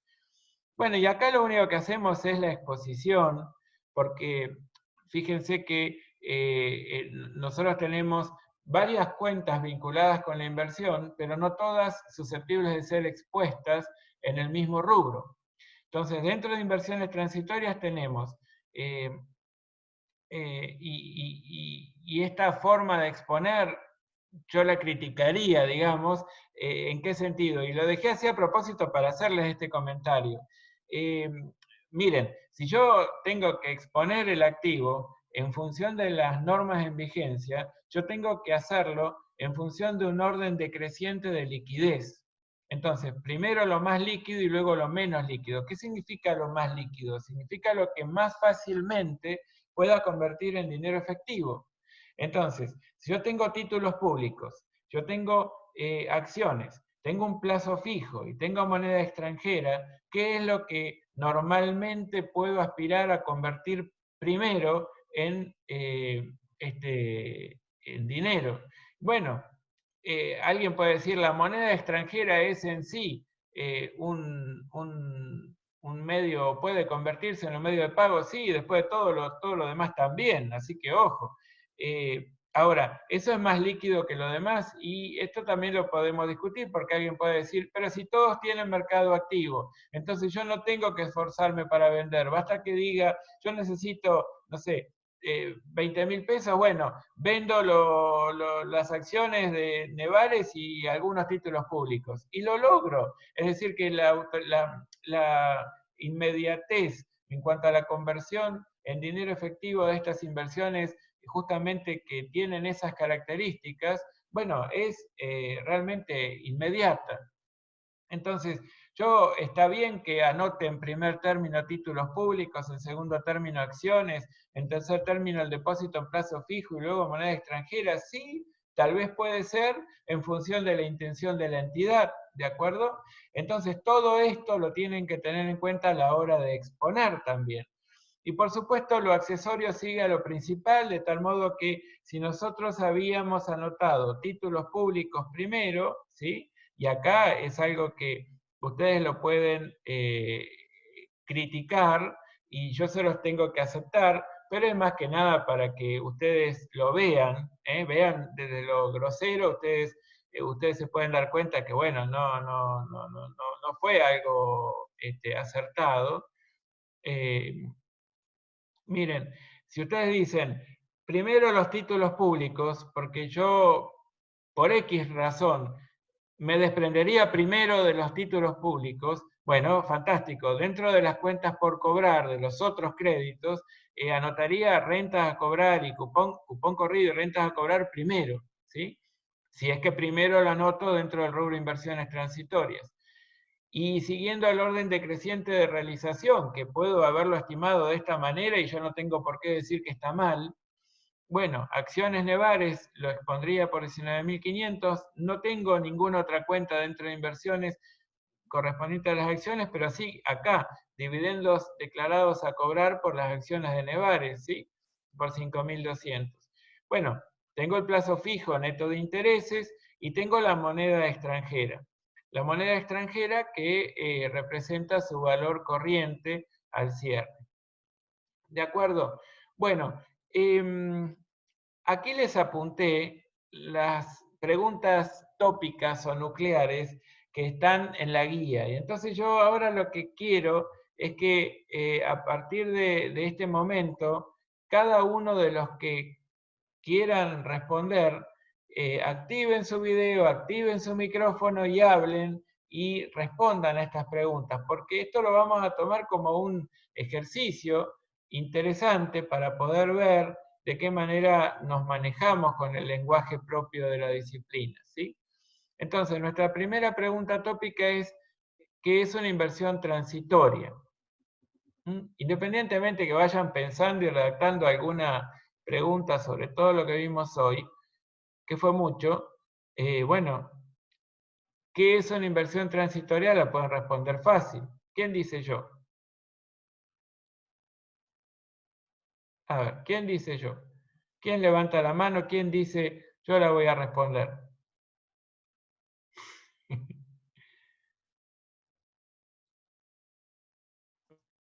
Profe, como lo dijo al principio, ¿no? Cuando hice introducción al tema, es una colocación de un excedente de fondo para invertirlo, para invertir, ¿no? Esos excedentes a un corto plazo y obtener una renta. ¿Puede ser? Correcto.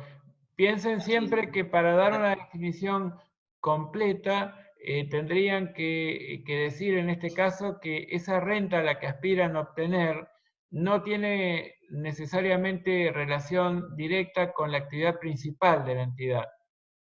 Esto es muy importante porque cuando ustedes invierten con propósitos de, por ejemplo, de control en el marco de una combinación de negocios, como le explicaba en función de la pregunta de Alberto de hoy temprano, bueno, la verdad es que allí sí tiene que ver con la actividad principal, porque nuevamente yo quiero controlar, por ejemplo, a mi principal cliente, a mi principal proveedor, quiero o necesito para una mejor integración vertical de mi industria, tomar las decisiones en el seno del gobierno de determinada entidad. Pero bueno, muy bien. Yo no me di cuenta quién era el que había respondido. ¿Cuál es el nombre? Audio. Ah, Claudio. Gracias, Claudio. Siempre activo, ¿eh? Muy bien. No, de nada. ¿Qué tipo de inversiones transitorias existen? Acciones, títulos públicos, depósitos a plazo fijo, bien Virginia. Claro, esas son las que nosotros vimos. También hay otras. Ustedes pueden invertir en metales preciosos, pueden invertir en cualquier bien que tenga un mercado activo, de manera tal que ustedes se aseguren la rápida conversión en dinero efectivo y la obtención de una ventaja económica independiente o no vinculada estrechamente con la actividad principal.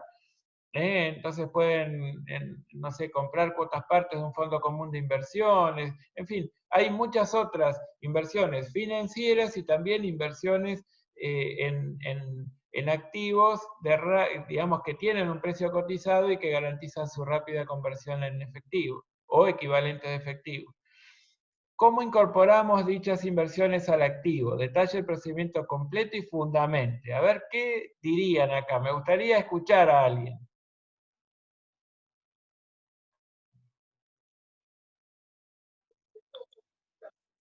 Se incorporan al activo por su valor nominal. Bien, Virginia, a ver, por su valor nominal. Claro, y lo que se va a cobrar, por decir así, al final del ejercicio, por lo que se va, o cuando o sea, cuánto vamos a recibir al final de la inversión.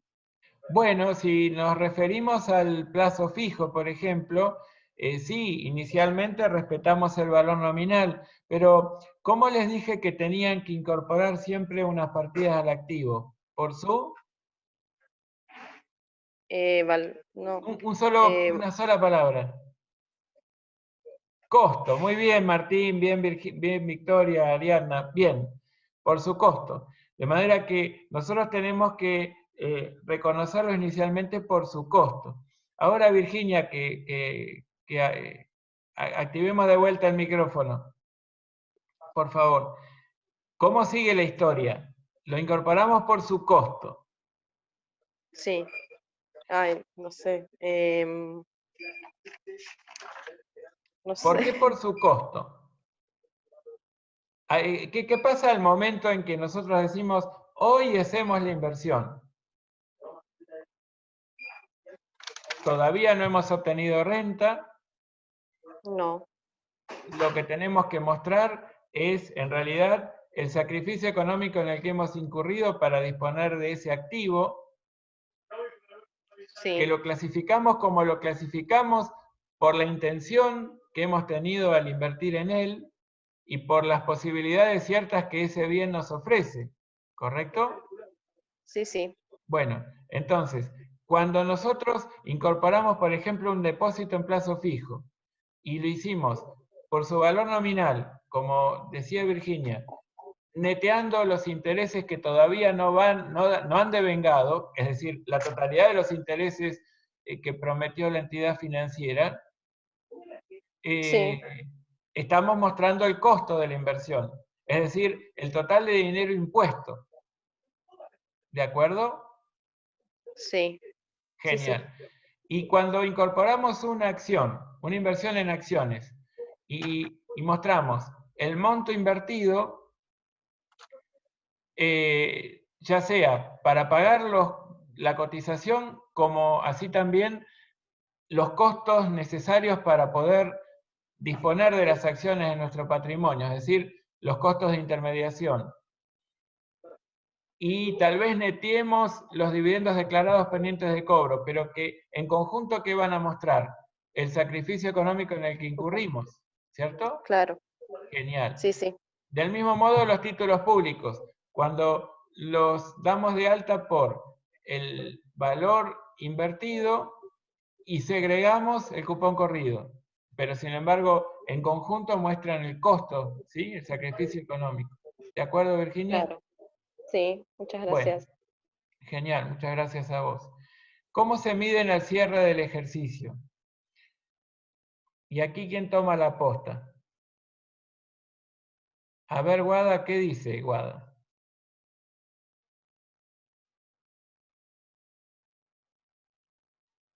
No me anda el micrófono, va a decir. Jazmín.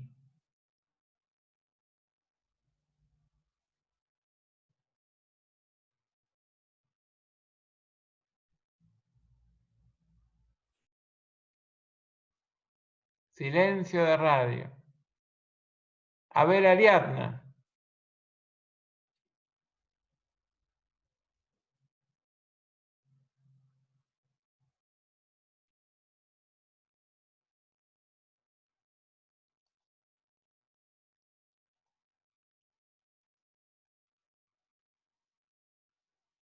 ¿Quién dice yo? ¿Nadie?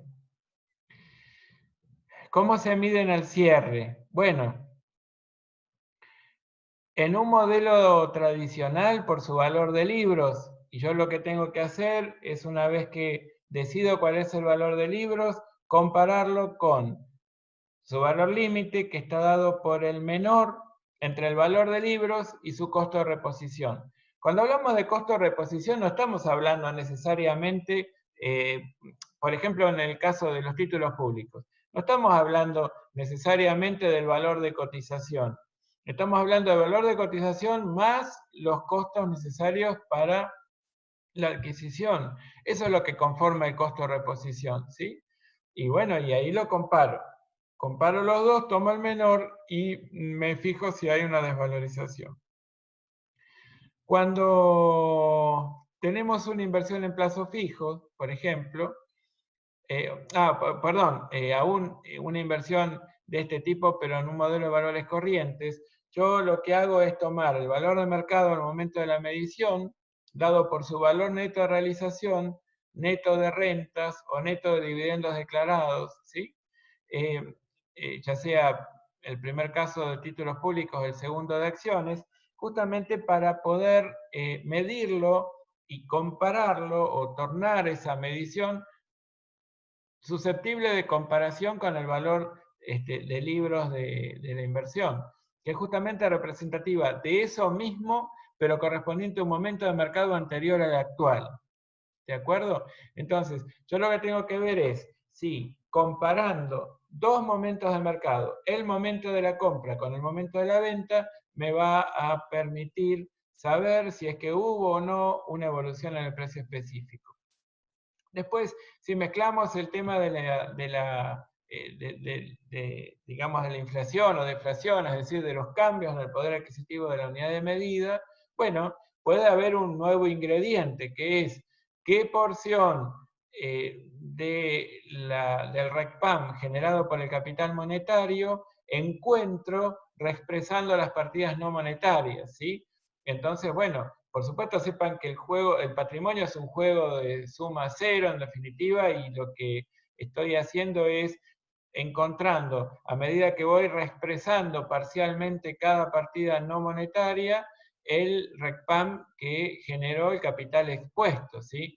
Y bueno, y lo único que me va a permitir es afinar un poquito la identificación del verdadero resultado por tenencia, el que llamamos propiamente dicho, por cuanto estamos midiendo la evolución en el precio específico de dos situaciones de mercado diferentes, pero medidos en moneda homogénea, ¿sí? Y eso es lo que me va a permitir identificar un resultado por tenencia propiamente dicho. Cuando comparo dos momentos de mercado y ambos expresando moneda de igual poder adquisitivo.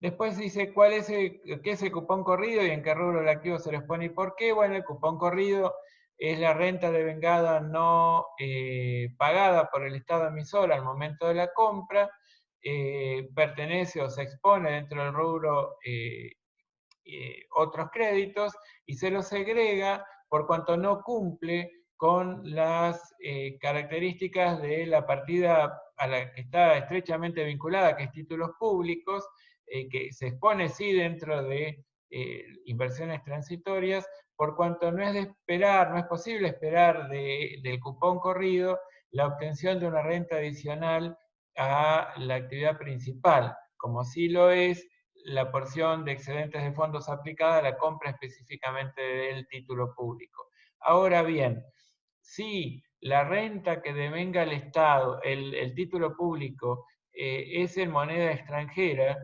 yo no diría esto. Por el contrario, yo en ese caso afirmaría, como ya se los dije en otros momentos, afirmaría que tanto el cupón corrido como la renta títulos públicos a cobrar, yo la mostraría dentro del rubro de inversiones transitorias, porque también es para mí importante la expectativa de obtener un resultado por tenencia por diferencia de cotización de la moneda extranjera en la que están expresados y devengados esos rendimientos de nuestro título público. y bueno, y para mí sí cumple con estas condiciones, y por ende yo lo mostraría efectivamente si el título público se emitiera en una moneda extranjera y su rendimiento también se expresara y devengara y expresara en moneda extranjera, bueno, pues yo no lo reclasificaría dentro de otros créditos, sino que lo incluiría dentro de inversiones transitorias. Y luego, la última pregunta, que tiene que ver con el tratamiento contable a darle a los dividendos pendientes de pago por parte de emisora al momento de su reconocimiento inicial y posteriormente, ¿sí?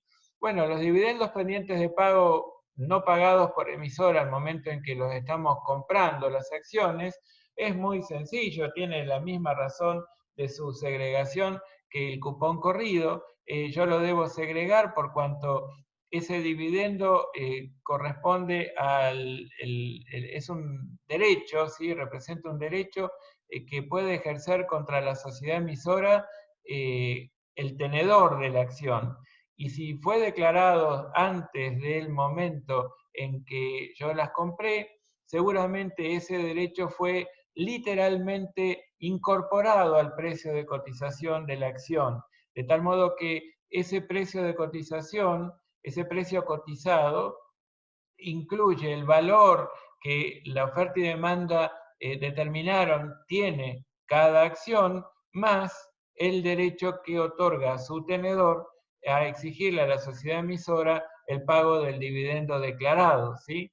Que para el caso eran 4 pesos por acción, ¿se acuerdan? En el ejemplito último, el caso 7.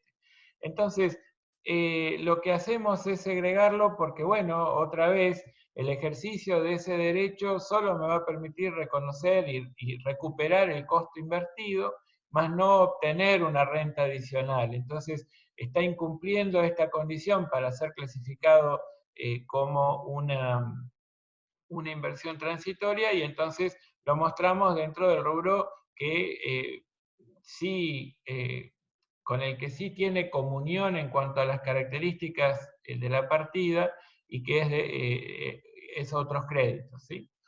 Y bueno, y posteriormente lo sigo manteniendo en ese rubro y cuando la sociedad emisora los paga, bueno, se salda la cuenta. Bueno, muy bien. ¿Algunas preguntas hasta acá? ¿Alguna cosa que quieran ver?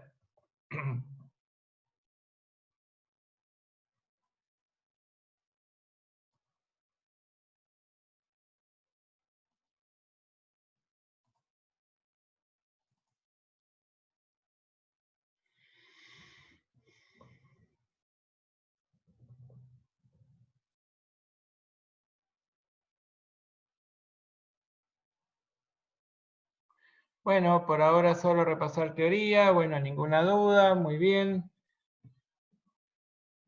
¿Cuándo subiré a la clase a YouTube para volver a verla detalladamente? Bueno, yo la voy a subir en cuanto pueda, pero seguramente va a ser mañana tendiendo a la tarde-noche, ¿sí?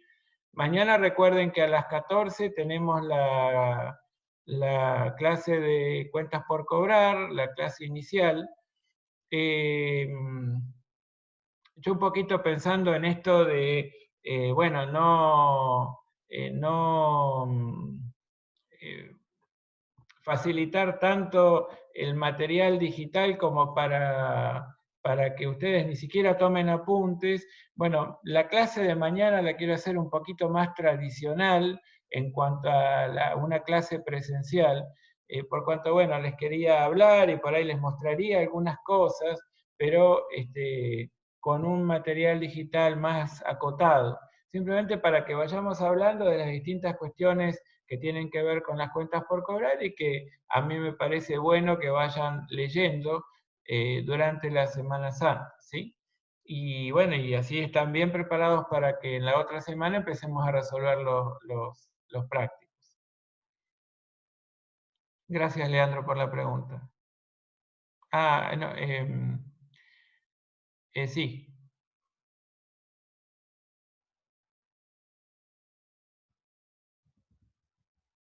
Bueno, nada más.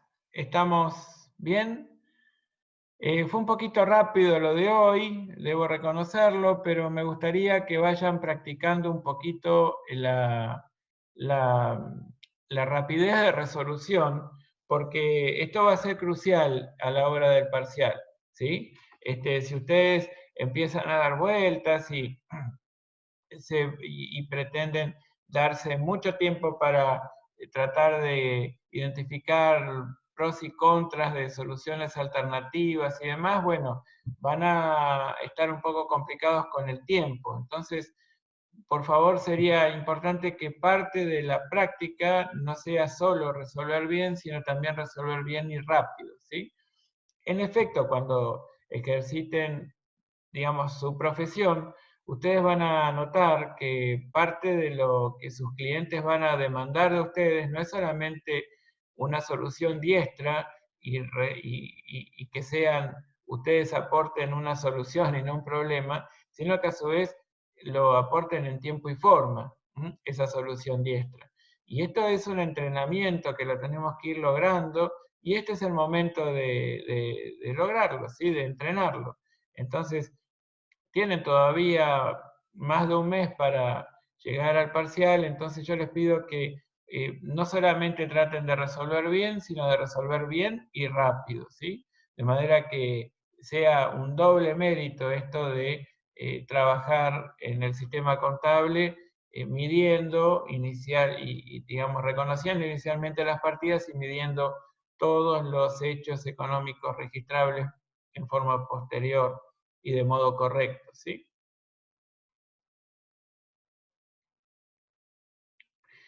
La fecha del parcial, ¿cuándo es o dónde puedo verla? Bueno, está fijada dentro de lo que es el programa de la materia, ustedes lo tienen a disposición en el aula también, y también dentro del programa está no solamente las normas de cátedra, el cronograma, sino la bibliografía y demás, sino también el cronograma, ¿sí? A eso quiero llegar.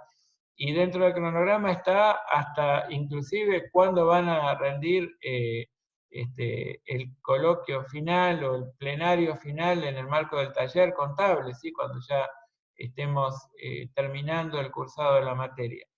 Dice Emiliano el 20 de mayo, sí creo que era por ahí, yo ahora no lo tengo presente, pero andaba por ahí. Si quieren se lo... bien, Virginia nos confirma que es el 20 de mayo, sí, era por ahí.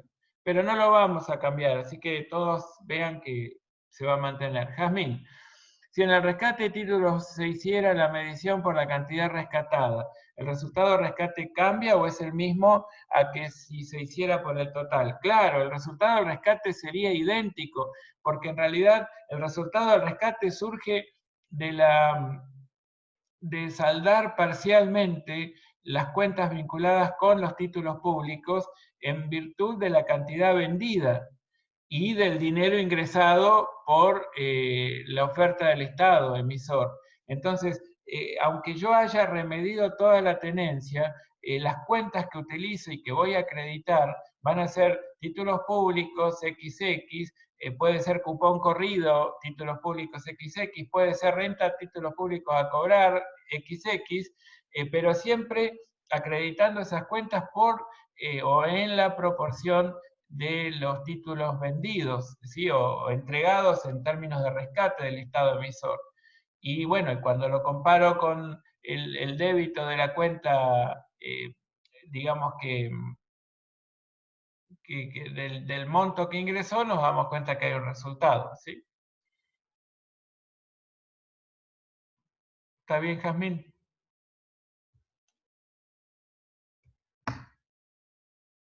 De nada.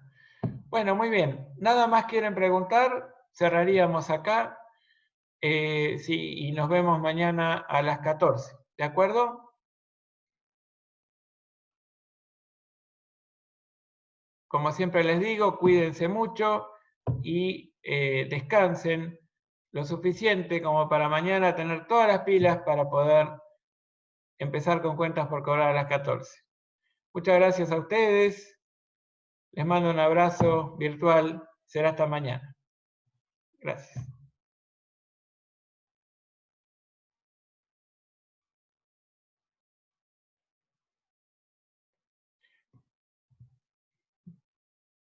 Codazo, Claudio.